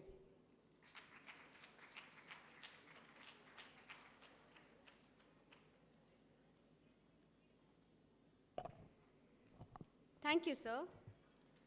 This event on the future of work was indeed a brainstorming and intuitive event for all of us, and we have all learned a lot more about what to expect out there. Some key takeaways from this discussion include importance of continuous learning and upskilling, the role of technology in shaping the future of work, and the need for organizations to create a culture of innovation and flexibility. As we move forward, it is crucial that we remain open to new ideas and embrace the opportunities presented by the future of work. By doing so, we can create a more inclusive and sustainable future for ourselves and future generations. With that being said, I call upon our Yuva co-chair, Ethiraj College for Women, Ms. Adira, to deliver the vote of thanks.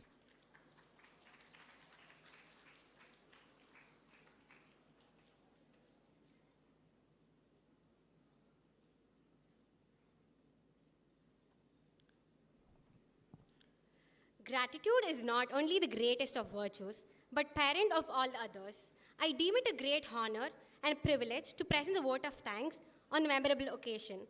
I would like to thank all the guests, Mr. Kevin George, Director, the Information Service Expeditors, Mr. Marin Nagarajan, and Mr. Marin Nagarajan, Chief Executive Officer, Kartek, Mr. Vijay Nyanadesikan, Chief Executive Officer and Founder, FaceTag. Mr. Seshu Karthik, Chief Operating Officer, Canon Solutions. Mr. Rajendra Dandapani, Business Solutions Evangelist, Zoho Corporation. Ms. Sindhya Balasingh, Head of Marketing, Vajro. Mr. M. Pugalendi, Head Human Resources, Saint-Gobain India Private Limited. Mr. Vijay Bhaskar, Chief Business Officer, GUI Geek Networks. Mr. Prashant C.R., Architect, City Planner and Urban Designer. Mr. Divakar Subramanian, Director, Cognizant Technology Solutions. Mr. Rohit Ketam, Co-Founder, Produpac Agro. For sparing your valuable time and sharing valuable insight on future of work and making the session informative to everyone here. I would like to extend my gratitude towards dignitaries Mr. Pradeep Chandra Mohan, Chapter Chair, via Chennai, Mr. Srinivas Anantharaman, Chapter Co-Chair, via Chennai, Mr.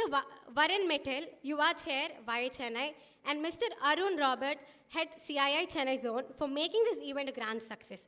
And I express my warmest gratitude to Nitin Botra, National Yuva Co-Chair, and extend my thanks to Mrs. Vijayalakshmi, DRO Head RUSA, Vanati Venbin, Research Officer RUSA, and Praful Jain and other YI members for joining us today. I thank YI for giving us this opportunity to collaborate and grow.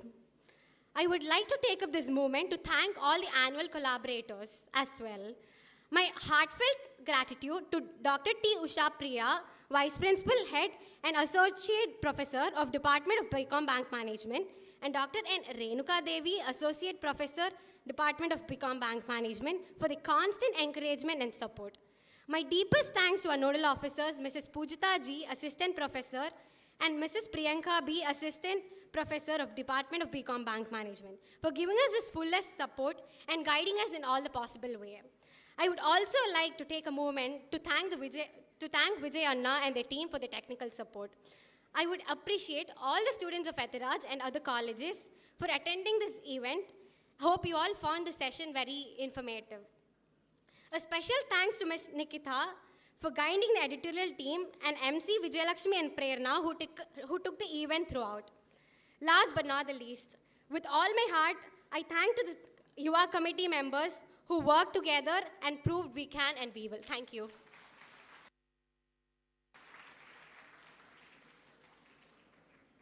Thank you for the heartfelt words, Adira.